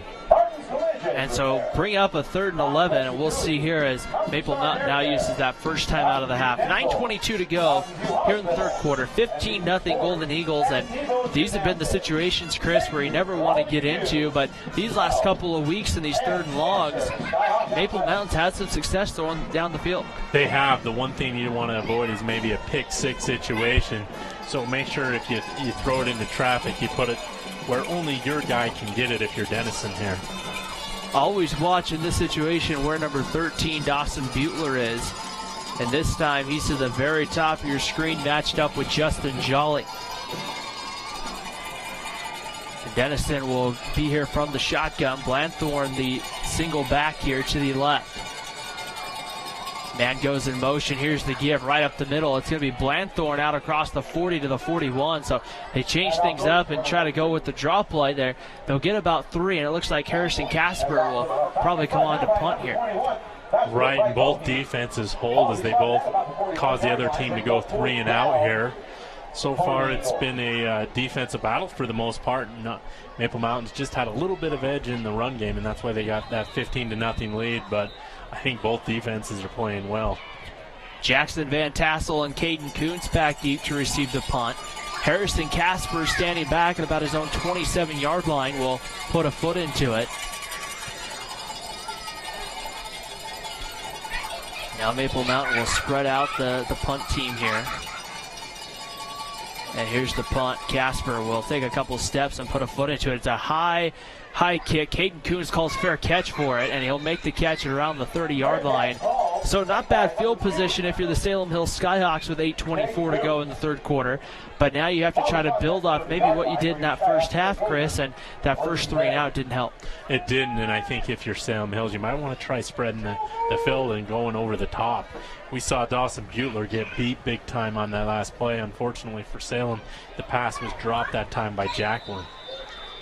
Coleman Jacqueline to the bottom of your screen, matched up with Dawson Butler. Back to throw. Nelson throws the screen pass, gets it out there. That's complete. Believe that is going to be out to number 1, Isaac Johnson. And Johnson gets to about the 37-yard line, so picks up a good 7, and that's probably a good throw. Get James Nelson maybe some confidence back and get him a couple easy completions. Right, but the one thing Maple Mountain's been doing well is they've been tackling well. That was the one of the few plays where Salem Hills was able to actually break a tackle and get some additional yards after contact. Wolfgram in the backfield with Nelson. And Nelson back to throw. They get the screen pass. There's Tyrese Williams. He's got the 40-yard line out to about the 45-yard line. That's good enough for a first down for Salem Hills. And now you're starting to see them spread that defense out, which might open up some holes for Wolfgram. It might as well. And also you might want to stick with it. Is if you're going 4 wide, it doesn't look like Maple Mountains.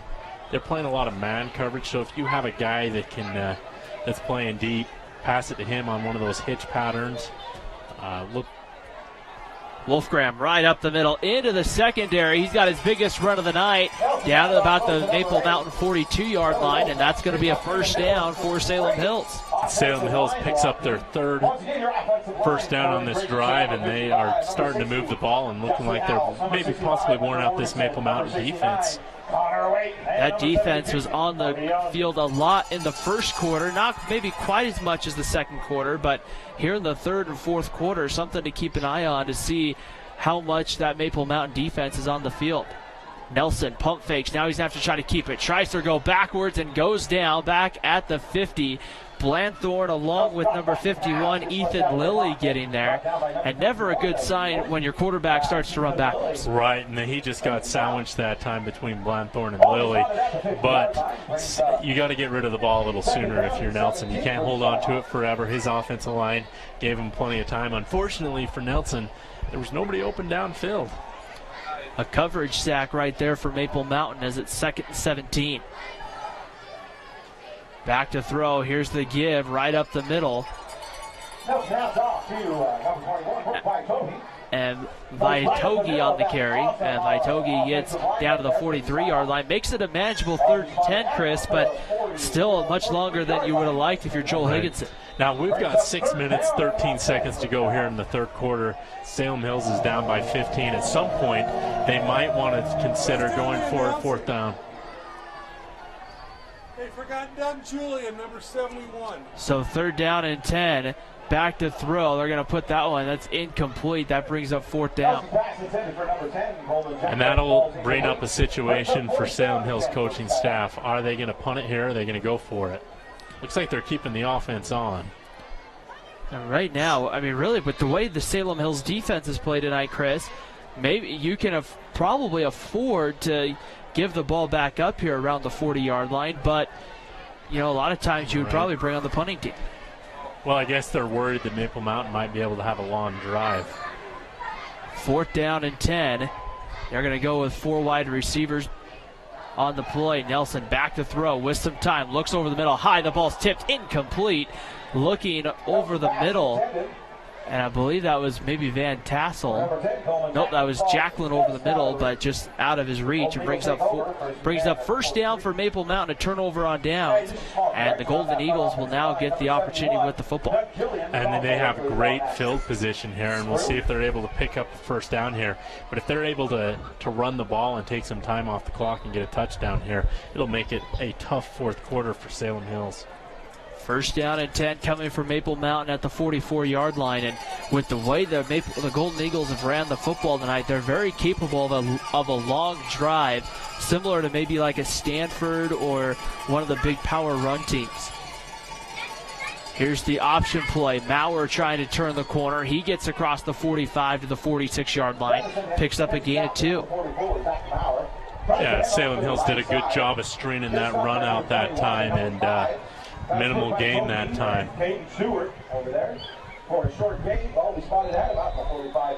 So a gain officially of about 1 brings up a 2nd 9 for Maple Mountain.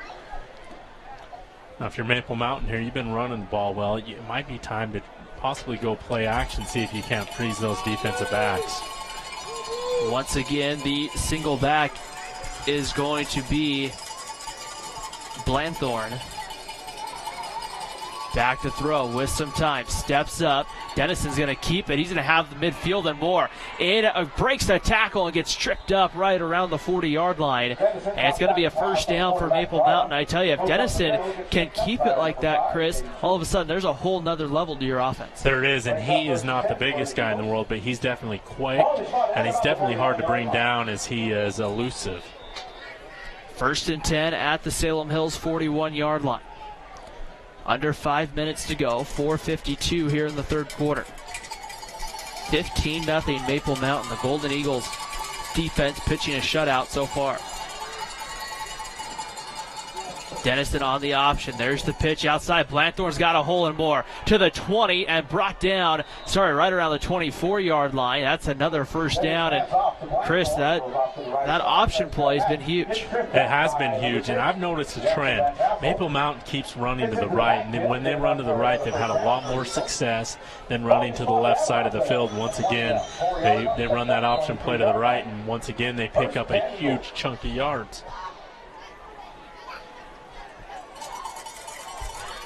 First and 10 to the Salem Hills 23-yard line. 4 wide receivers here for Maple Mountain. Shotgun set here for the quarterback, Dennison, and he's going to give again right up the middle. Blanthorn goes ahead and gets about 5 on first down. And Chris, 5 yards up the middle, that's going to put your defense on the field for a long time.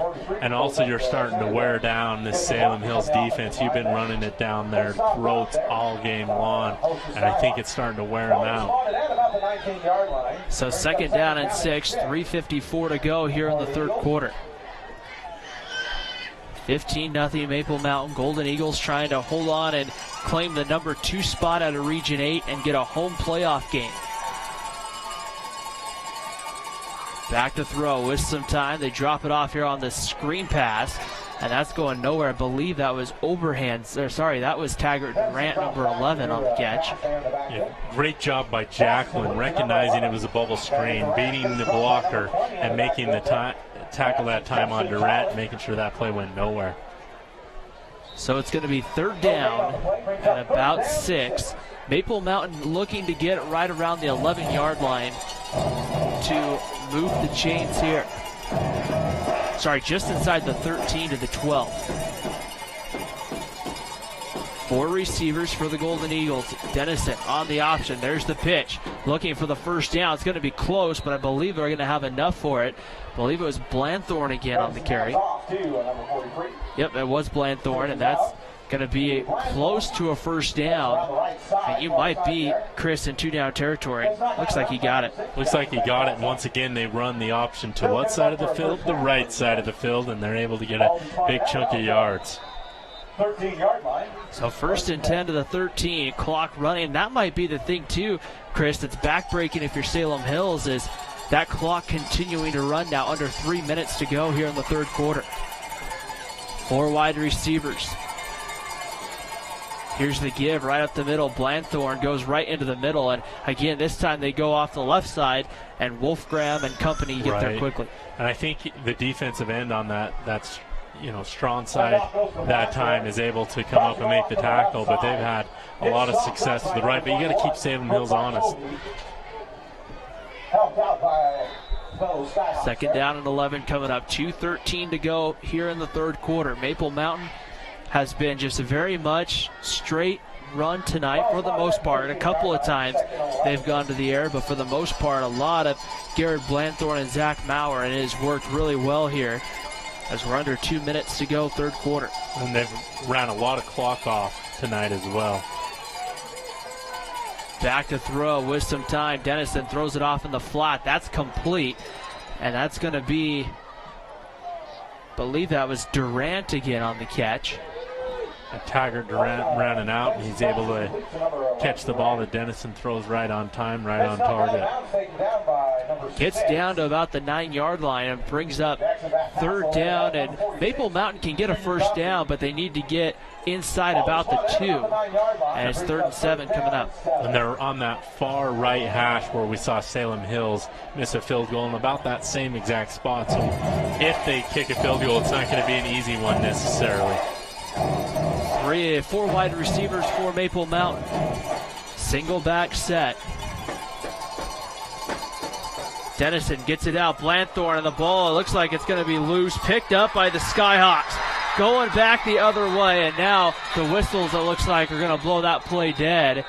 Back at the 35-yard line. It was number 25, Jacob Rolfe, who probably did the right thing, Chris, to go after the ball until he heard the whistle. But I believe that's going to be an incomplete pass.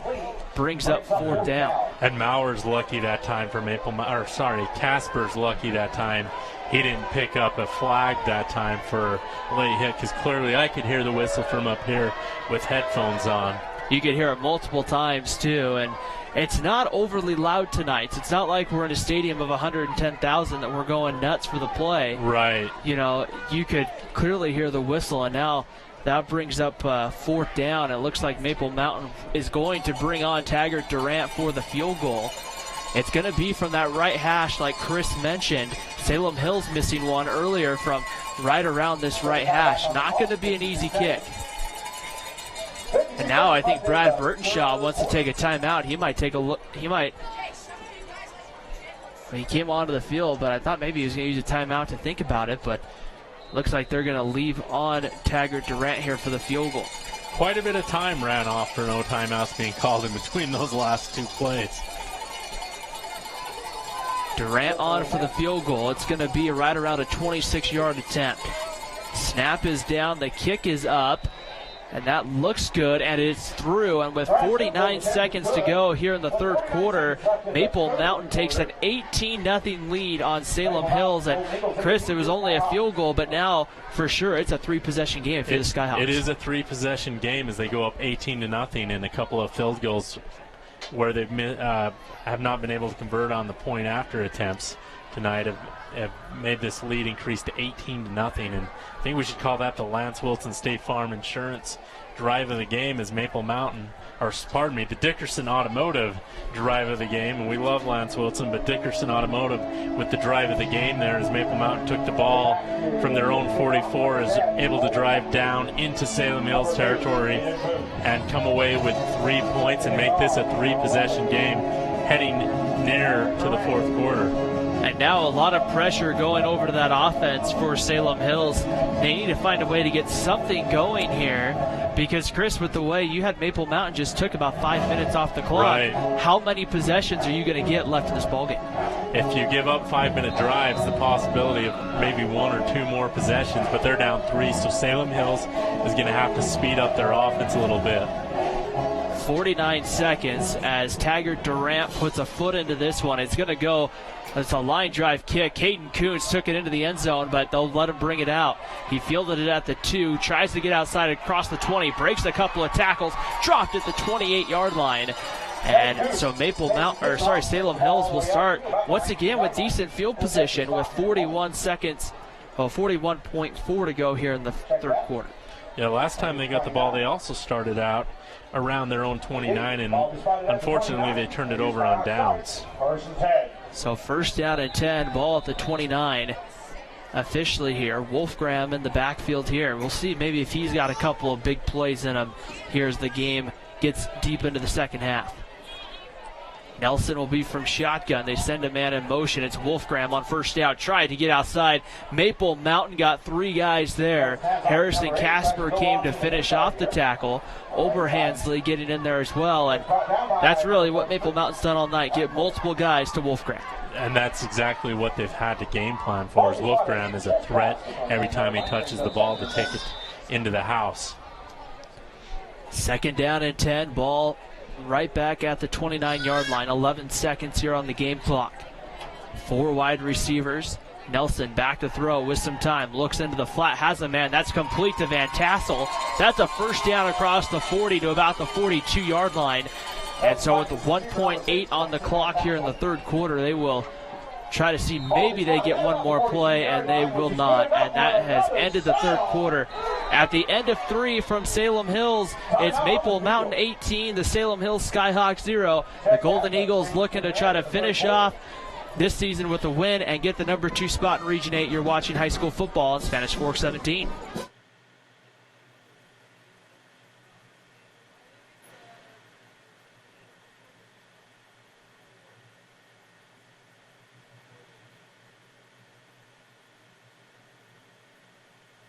Need a new car or truck? The Car Guys has the best selection of used vehicles at the best prices in Spanish Fork. The Car Guys know their automobiles to get you the best car for your needs and your budget. The Car Guys at 872 North Main in Spanish Fork. MVP Sports is the #1 source for sporting goods in Spanish Fork. Football, soccer, all the fall sports, we've got you covered. Check out our new custom t-shirt builder. Design at home and we'll build it for you.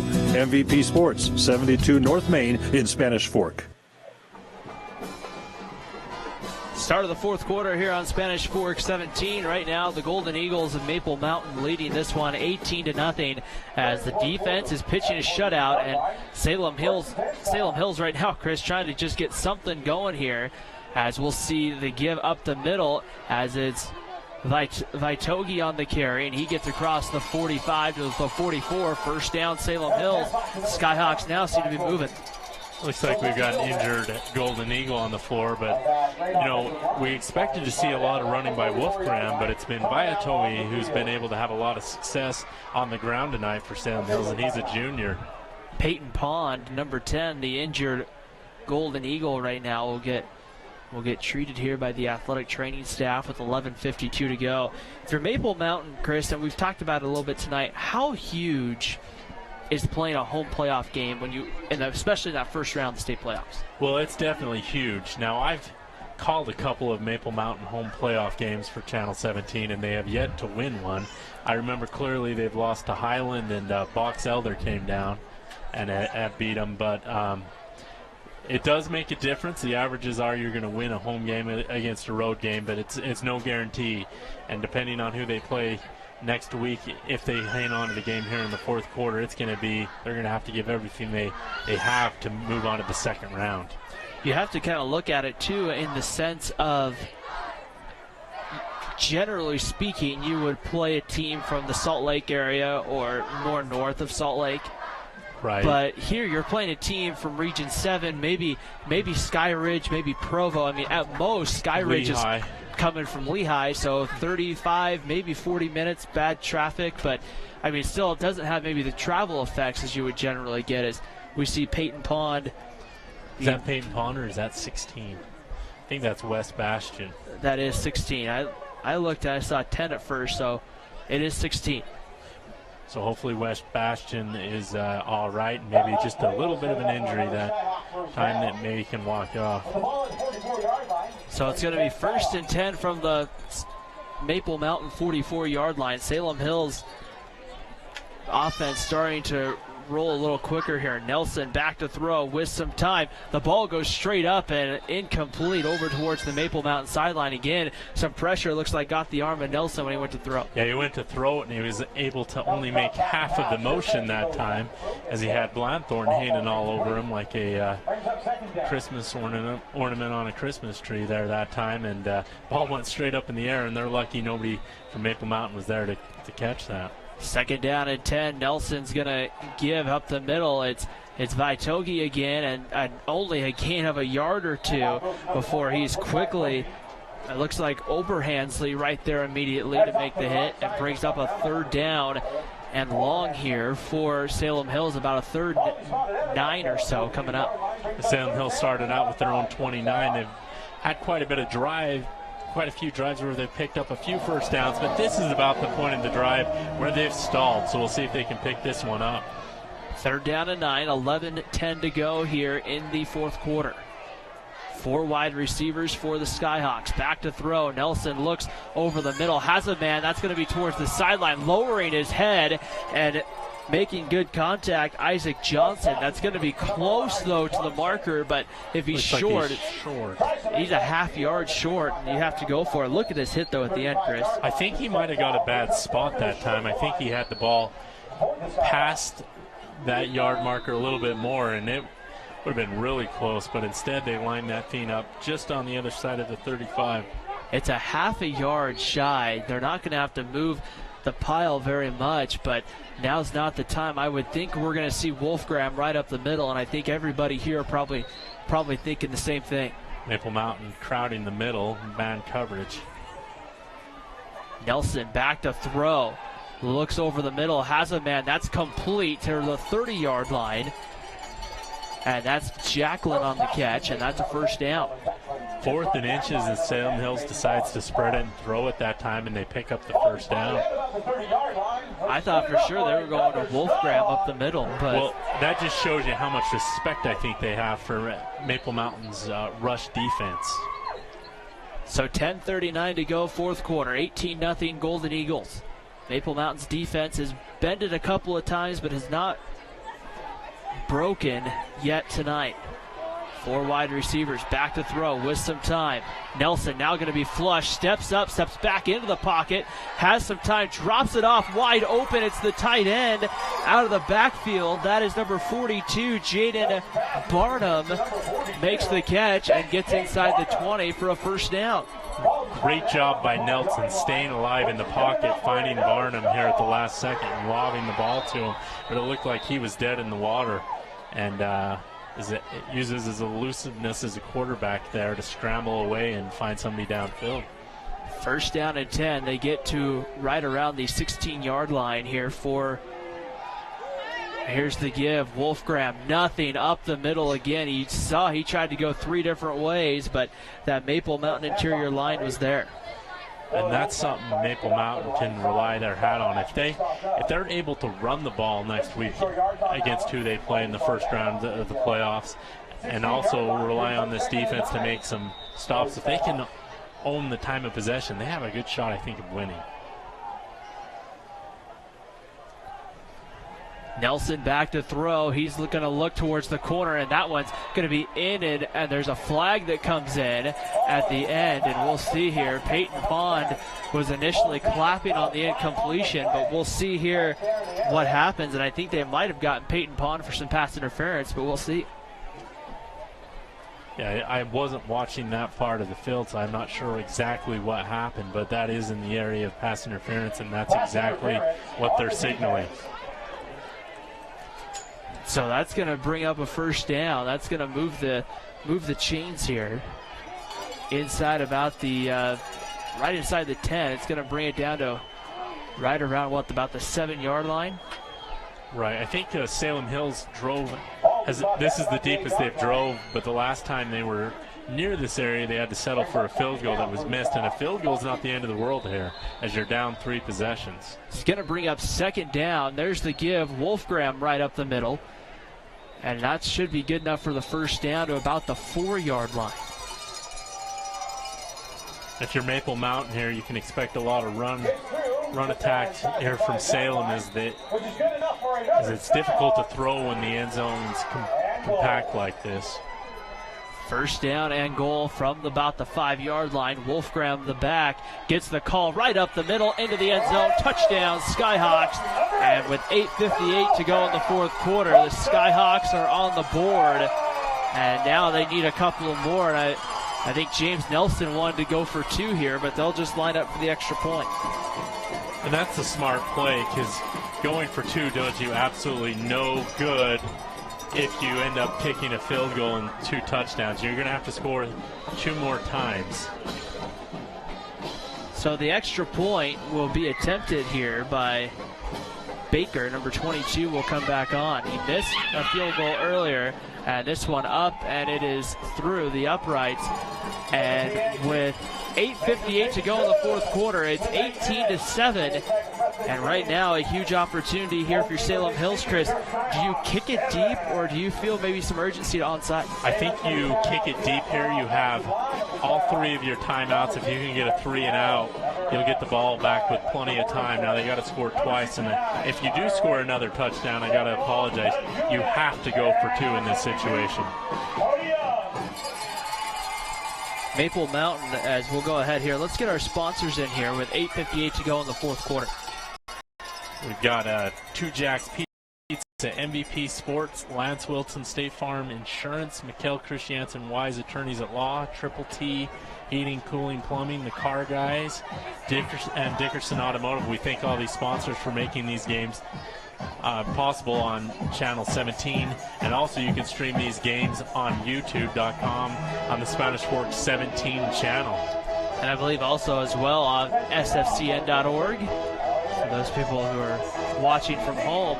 Now, Chris, it's interesting. Potentially, I don't want to get too far ahead of myself, but if Maple Mountain was to win that first game, they would get Region 6, number 1, potentially. And that's East? Not East. There's kind of the onside kick here. It's going to be recovered right at the end. It's picked up by Maple Mountain and hit immediately out of bounds. But Salem Hills almost had a recovery there on the onside kick. Yeah, great job. I believe that was Schumann that ended up coming up with the ball that time for Maple Mountain.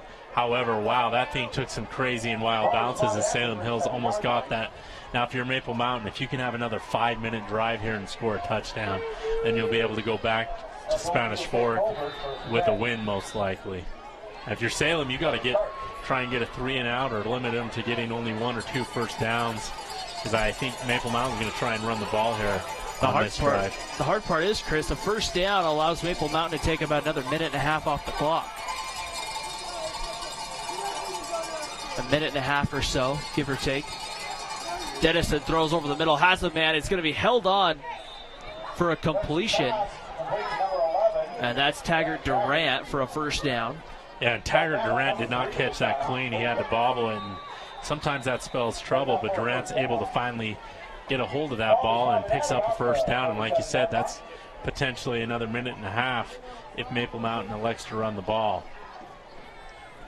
So first down and 10, ball on the 47-yard line for Maple Mountain. And now, once again here, it looks like somebody's tying their shoe here for the Golden Eagles. Looks like Garrett Blanthorne getting his shoe all tied. Maple Mountain's going to have to hurry to get this play off. I think there's only 5 seconds. Trying to hurry to get to the line, Dennison, and I think Maple Mountain just used the timeout, and they did. So they're down to 1 timeout here. The rest of the 8:19 to go in the fourth quarter. Yeah, if they turn the ball over here and Salem Hills get some stuff going, and potentially, Maple Mountain needs to score here. If Salem Hills were able to kick a field goal, maybe a touchdown, and the 2-point conversion and tie this thing up, that using those timeouts might come back to haunt Maple Mountain. And that's definitely something to kind of think about. It always seems like it's the games there kind of at the end that really you look back and you say, okay, well, we didn't need to use this timeout here. We should have used it here. But, in the heat of the moment, Chris, it's easy sometimes to say, hey, we just need to get this play off. Right.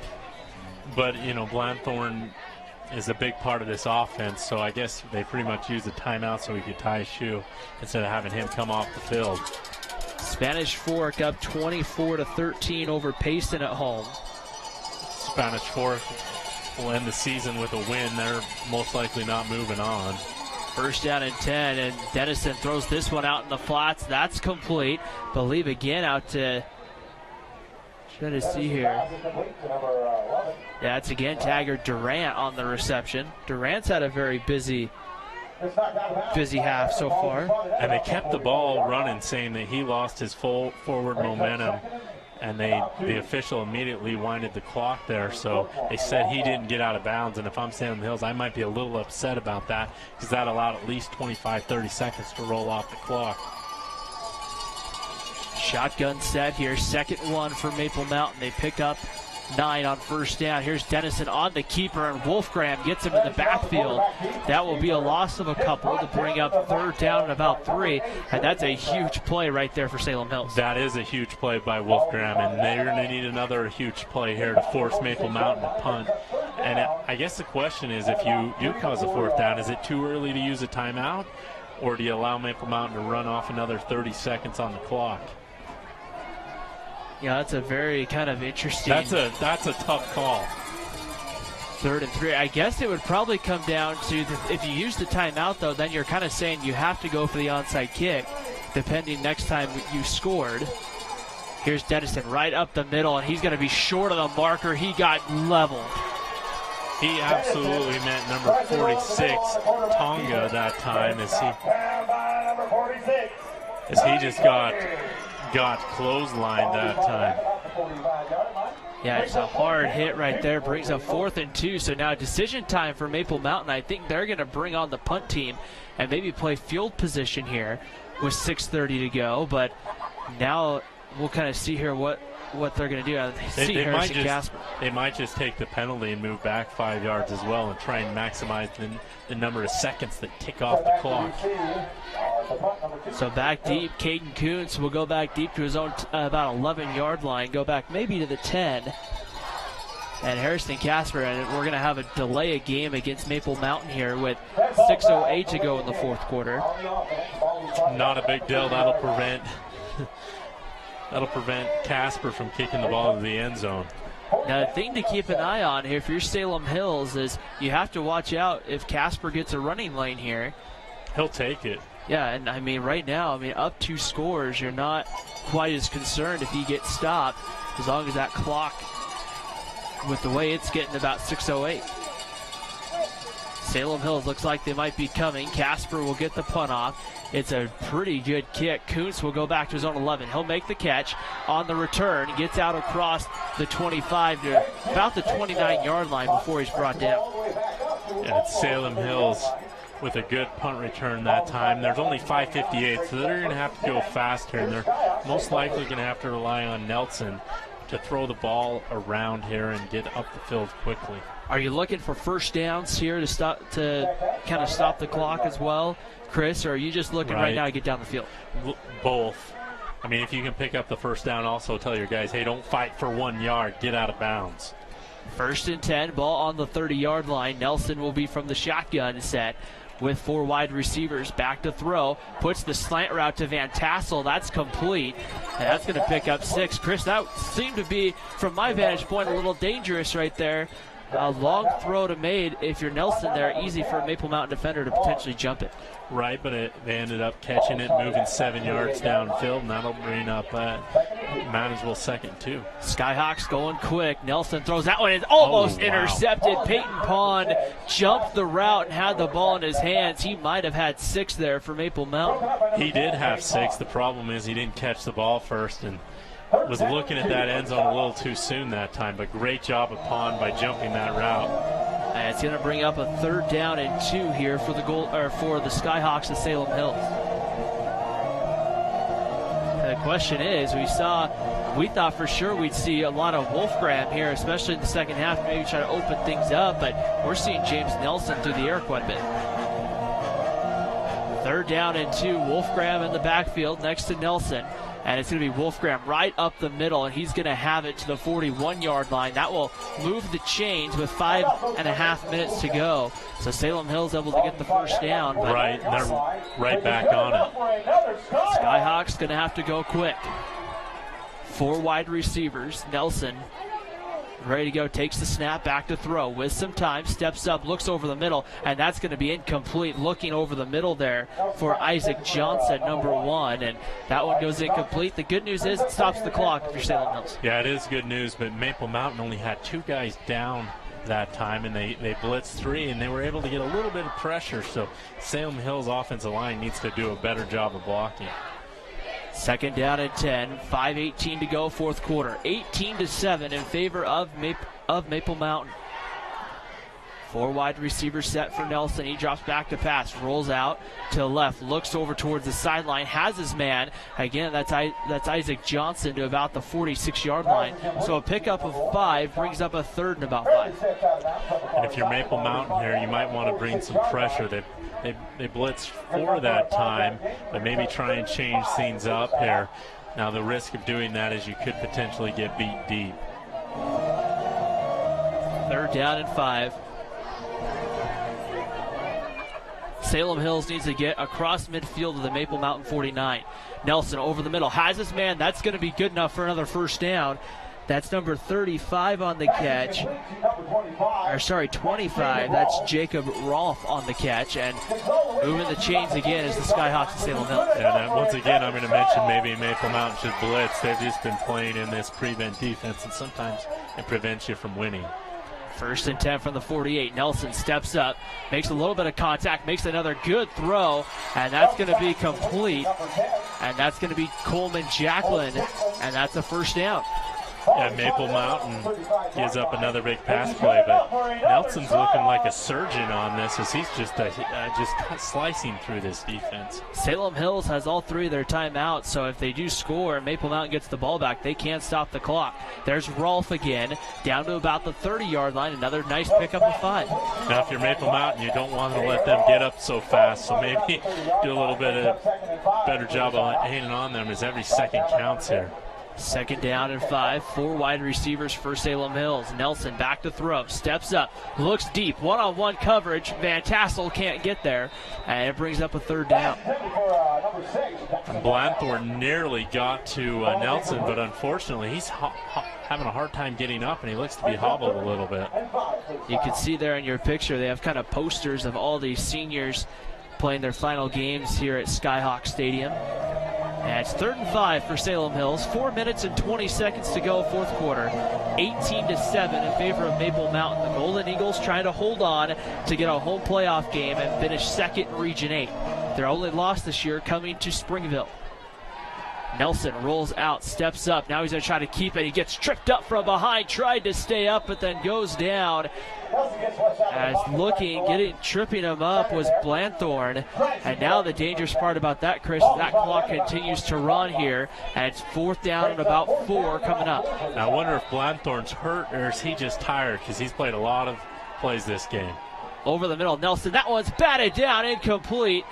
And that will be a turnover on downs. And now with 3:54 to go in the 4th quarter, you have to start thinking timeouts if you're Joel Higginson and Salem Hills. And that's huge, but if you're Maple Mountain, you've got to find somebody besides Blanthorne to hold it or to run the ball here on this drive, because he didn't even play on that 4th down play. He just stood still. He's played a lot of plays. We've seen a lot of Zach Maurer tonight, too. We'll see if maybe we see some of Zach Maurer here in the 4th quarter. Yeah, Zach Maurer had a touchdown run of his own here tonight, and he's had a couple of big runs. He had his touchdown run was from 14 yards out. 3 minutes and 54 seconds. It will be 1st and 10. Blanthorne's the back for Maple Mountain here. Dennison from shotgun gives to Blanthorne right up the middle. Big hole again, and Blanthorne will rumble ahead for about 7. Well, he looks just fine now on that run. And Maple Mountain, the key is to try and take off as much time as possible here. We'll see here just exactly when Salem Hills decides to start using timeouts. They have 3 left. Well, it's almost game over if Maple Mountain can pick up 2 more first downs, I'd say.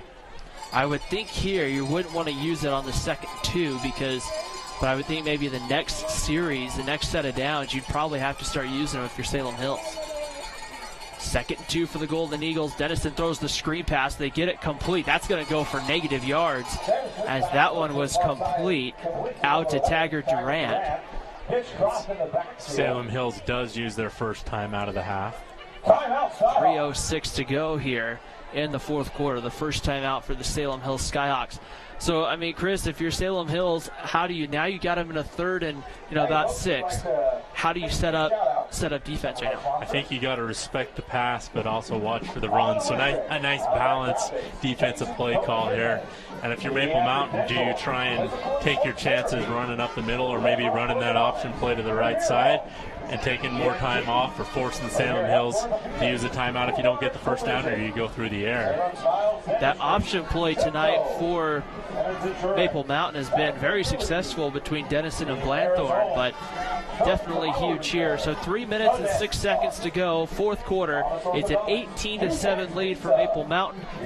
Again, what's at stake? Maple Mountain wins. They're the number 2 seed out of Region 8, and that's huge to have that home playoff. And also, it's pretty much a winner-takes-all second place game here and the home playoff game. Because if Salem Hills wins, they'll take that, and they're both tied at 4-1 in region. So it's 3rd down and 6. Maple Mountain has 4 wide receivers. We'll see what the Golden Eagles decide to do here. Back to throw with some time. Steps up, has a man. That's complete to Butler for the first down across the 40 to about the 42-yard line. And Butler moves the chains, and now with 3 minutes to go, it's a must stop here for the Skyhawks. Right, and they're down to just a couple of timeouts here. Clock will continue to run. They're down 18-7. We're under 3 minutes here, so it's going to take a Salem Hills Pond Town miracle if they're going to get back in this game. 4 wide receivers, 3 to the top of your screen. Blanthorne has been the main back tonight for Maple Mountain, has had a great ball game. Shotgun set, here's the give. Blanthorne right up the middle, and he'll get out to right around the 44-yard line. Picks up a gain of 2, as Salem Hills will use their second timeout here of the half. They'll have one more. Yeah, and if Maple Mountain can just find a way to get another first down, they've got this thing in the bag. And if you're Salem Hills, you're hoping for some type of turnover or something to get your offense into great field position. And, you got to score twice. So a touchdown would be nice, but if you get in field goal range and you stall, you might want to just kick the field goal. And right now, if you really take a look at it, I mean, if you can get a stop here, I think we had this conversation maybe last week up over at Wasatch when we were at Spanish Fork against Wasatch, but there is a philosophy of take whatever points you can get now and then worry about the touchdown and the 2-point conversion.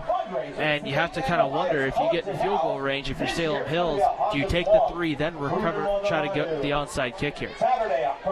Well, I guess we'll have to see if they can stop Maple Mountain first, but we'll see if that discussion comes up. And wow, a lot of close games in Region 2 tonight, a lot of 4-point differences.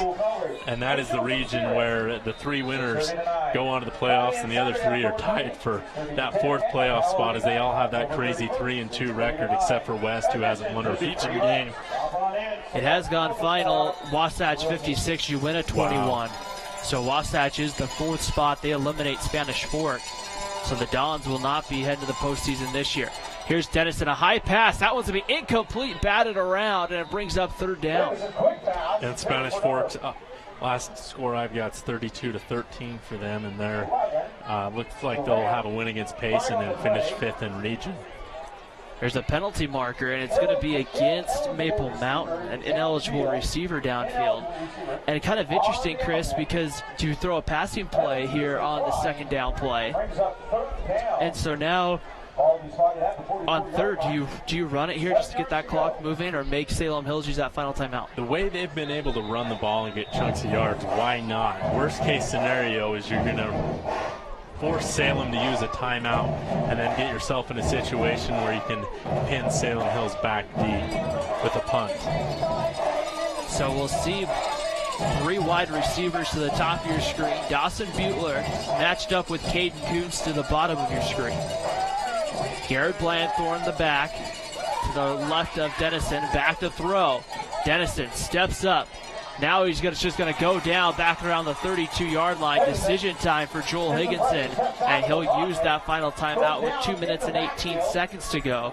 So now you get the ball back, but you don't have any timeouts. You don't have any timeouts. You're going to have to go quick. You got to score twice if you're Salem Hills, but there's still a chance.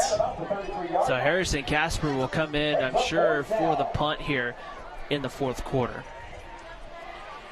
And if you hope that punt doesn't get blocked or something like that, so I'm sure Coach Burtonshaw and the other special teams coach are laying out what they need to do in this punting situation. So we take a look at it. The playoff game is set to start on the 29th. So a week from Friday is the scheduled date for the 4A and I guess 5A playoffs to begin throughout the state of Utah. However, if there's a play-in game for the opponent of, say, Maple Mountain, then at that point that game might be moved to Saturday. Right, and we'll have to see how that all shapes out. But yeah, Provo has been taking it to Timpanogos, and Alts has been taking it to Corner Canyon, so it's most likely going to be Sky Ridge and Maple Mountain next week, unless Salem Hills is able to find a way to come back in this thing. Harrison Casper on to punt. Pressure comes. Caden Stewart tries to jump to get something on the block, and a great bounce there on the punt. It will roll and go dead around the 24-yard line. Caden Kuntz, I think, a little frustrated he didn't get a chance to return that. Yeah, he was coming up for it, but unfortunately for him, it bounced the wrong direction. So if you're Maple Mountain, you want to hopefully can get a little bit of pressure with your defense ends here, and then also drop 7 or 8 back every play. With 8 minutes left, Timpview up 35-7 on Sky Ridge. So the Thunderbirds look like they're going to be set for a home playoff game as the number 2 seed. I don't really remember, Chris, the last time Timpview was the number 2 seed.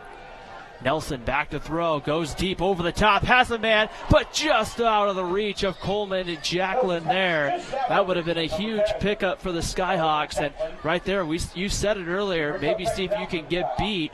We saw Jacqueline earlier beat Dawson Butler, and there he was beat again. He was beat again, and the first time he should have caught it. That one, the throw was just about a half a yard too far for Jacqueline to make a big play that time. So it brings up 2nd and 10 from the 24-yard line with 2 minutes and 2 seconds. The good news is the clock does stop on the incompletion if you're Salem Hills. Nelson back to throw, looks there on that out route. They get Jacqueline, who spins up the field, and Peyton Pond right there to make the tackle. But that's going to be a first down to about the 40-yard line. I'm not sure if he got out of bounds or not, though. They said he got out of bounds. The ref did not wind it. So great job by Jacqueline of stepping out of bounds, and clearly he made it out of bounds, as we see on the Car Guys instant replay.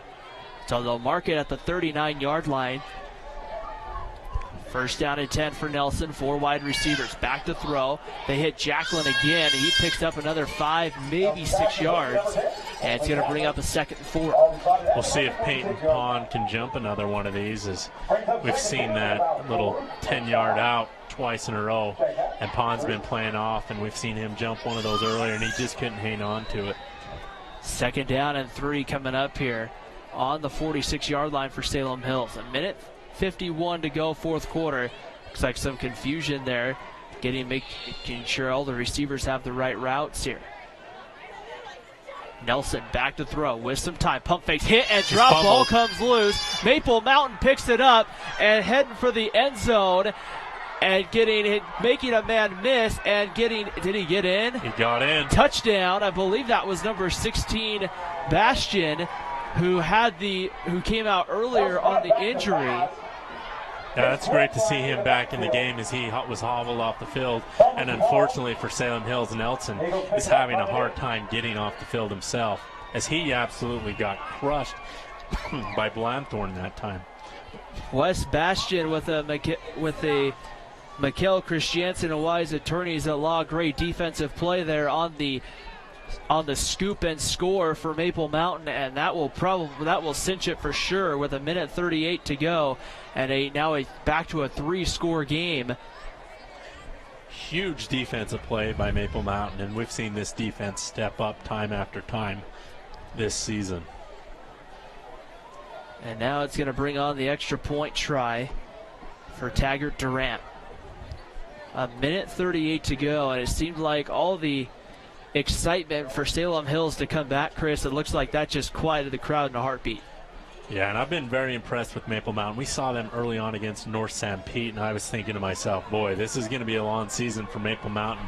But after that point, they lost to Springville in a close game and have been able to turn it around and are looking to pick up their 5th in a row tonight. Extra point is through, and with 1:38 to go, 25-7. And Chris, that's one thing to take a look at.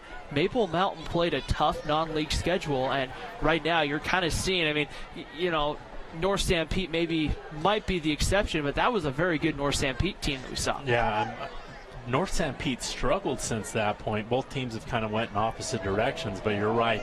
And I think maybe Maple Mountain's confidence at that point was way down in the dumps, where they had lost 3 in a row, but they had played some tough competition in Corner Canyon. Also, they played Woods Cross in the non-region, played American Fork, a powerhouse in the 5A level, and barely lost that game. They were in that game clear till the end. And a lot of those teams are playoff teams at their respective leagues in that. And so it's definitely something to see that, you know, this really is the best time of year to be playing your best football when you get ready to go into the postseason. Right, and I think it hasn't been a problem of defense for Maple Mountain. It's just they really struggled to get points on the board early in the season. The low line drive kick going to be kicked to the up back. It's picked up finally here by Kuntz. That's Jacqueline, out across the 40-yard line. And with a minute and a half to go, Salem Hill's going to have to try to score and probably score in a hurry. Yeah, they're going to have to, and we'll see who's coming out to play quarterback here, as I don't see Nelson on the field. Is it Caden Stewart? Here possibly? comes Nelson, but you can tell he's limping out there onto the field, not moving a little gingerly. And Nelson's a big contributor on the basketball team that will start play here in just a little over a month or so for Salem Hills. So you're hoping it's nothing serious, but he seems to be moving pretty good, at least a little gingerly on it, but not terrible. And Nelson back to throw here on first down, steps up, looks over the middle, has a man. That's complete for a first down to the Maple Mountain 47, and that's once again number 1, Isaac Johnson. And with a minute 25, Salem Hills moves to 6. Now we've seen Salem Hills have quite a few big pass plays. The problem is they haven't had a lot of consistent play tonight. Minute 20 to go here. The give on the carry. It's going to be the running back. That's number 83, Anthony Ruiz. He fumbled that time, and he's able to get back on it, Ruiz.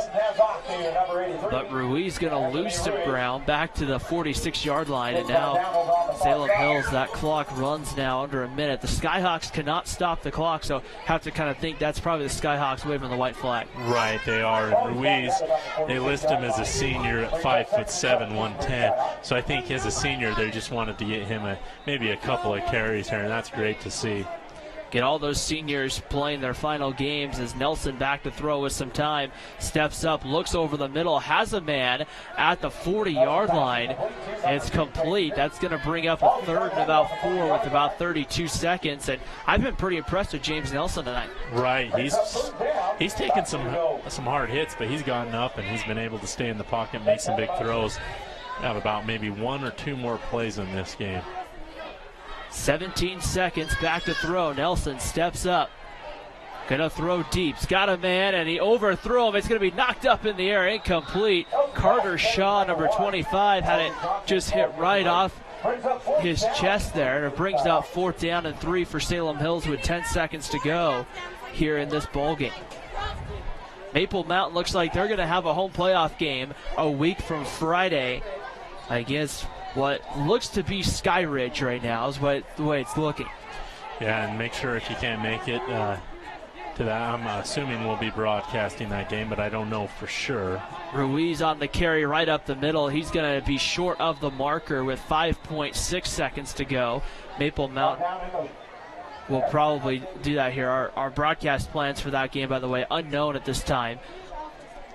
And so Maple Mountain will probably just take a knee here with 5.5 seconds to go, and will be able to find a way to get into that playoff game as the number 2 seed, Chris. And you talked about a good opportunity to potentially get out of that first round game and get into the second round game, but whoever you get out of Region 7 is going to be tough. Yeah, and that region's just been beating each other up week in and week out, and I think Springville would have struggled to make the playoffs in that region. So Dennison at quarterback here. Maple Mountain late getting the final man on the field here. 5.5 seconds to go, and Dennison takes the knee, and this clock will tick down, and this ball game has gone final. Maple Mountain wins this one 25-7 over the Salem Hills Skyhawks. We'll take a break here on Spanish Fork 17. We'll come back. We'll wrap it up, including the MVP Sports MVP of the game. You're watching high school football on Spanish Fork 17. The best time to check your furnace is before it fails, and you can rely on Triple T to do the job right. Our technicians are trained every year so you can sleep better at night, knowing your furnace is safe to operate. Call Triple T at 798-7711 to schedule your tune-up today.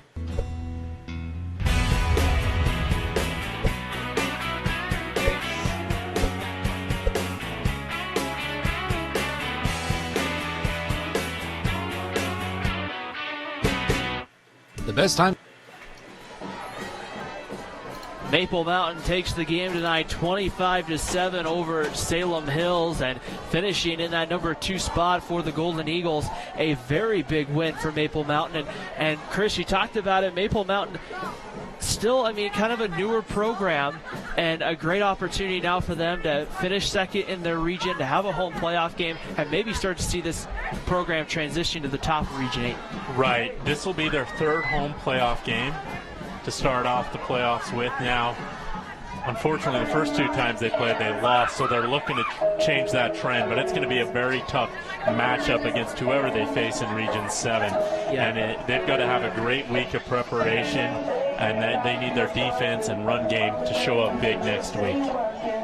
It's going to be interesting to see because, like you talked about it, it's a very tough Region 7. And, it's going to be a dogfight no matter what. But talk about here, when we take a look at this one, we talked about it in the opening, Maple Mountain was going to have to, whoever won the running game tonight was probably going to have an opportunity to win the game. Right, and it was definitely Jared Blanthorne, Zach Maurer, Casper, I think, got a carry there, that won the running game against Salem Hills, and Wolfgram and Viatal came up just a little bit short for Salem Hills, but that interior run game for Maple Mountain has done an excellent job all season long, and that's why they've won 5 games straight, and they've taken second place in a very tough Region 8.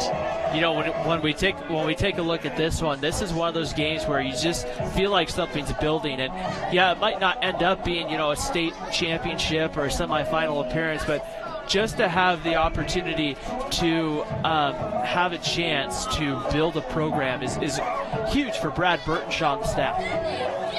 Yeah, it is, and Burtonshaw's been here from the beginning. Salem Hills started 1 year before Maple Mountain, I believe, and so Higginson for Salem Hills has done a great job of building his program as well, as both teams struggled early on, but you've seen them improve to where they're both, if they're not in the playoff spot or in the playoffs, they're right on the fringe, and they're not the bottom dwellers of the region they're playing in.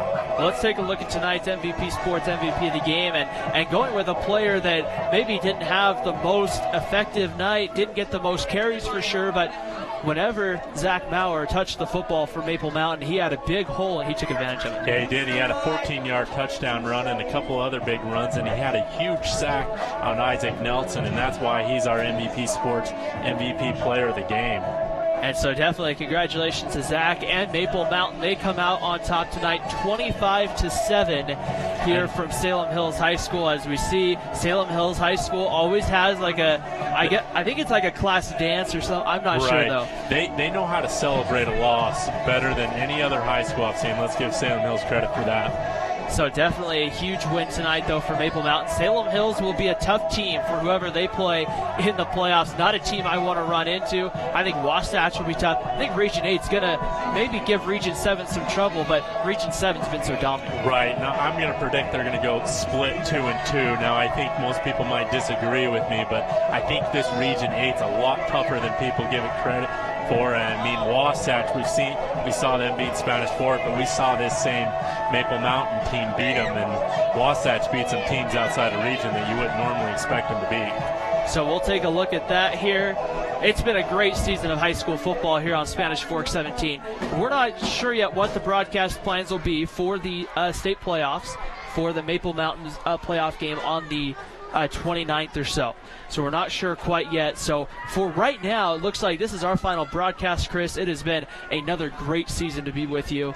At our end of our third year, hopefully we get a fourth, but we'll have to see how everything plays out. But it's been a great year. Yeah, I appreciate working with you, Ryan. It's been another fun season of watching these kids compete at a very high level.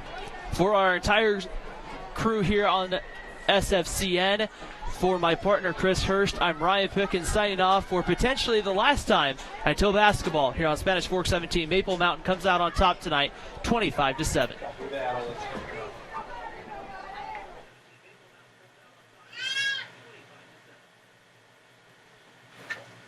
All right, sir, and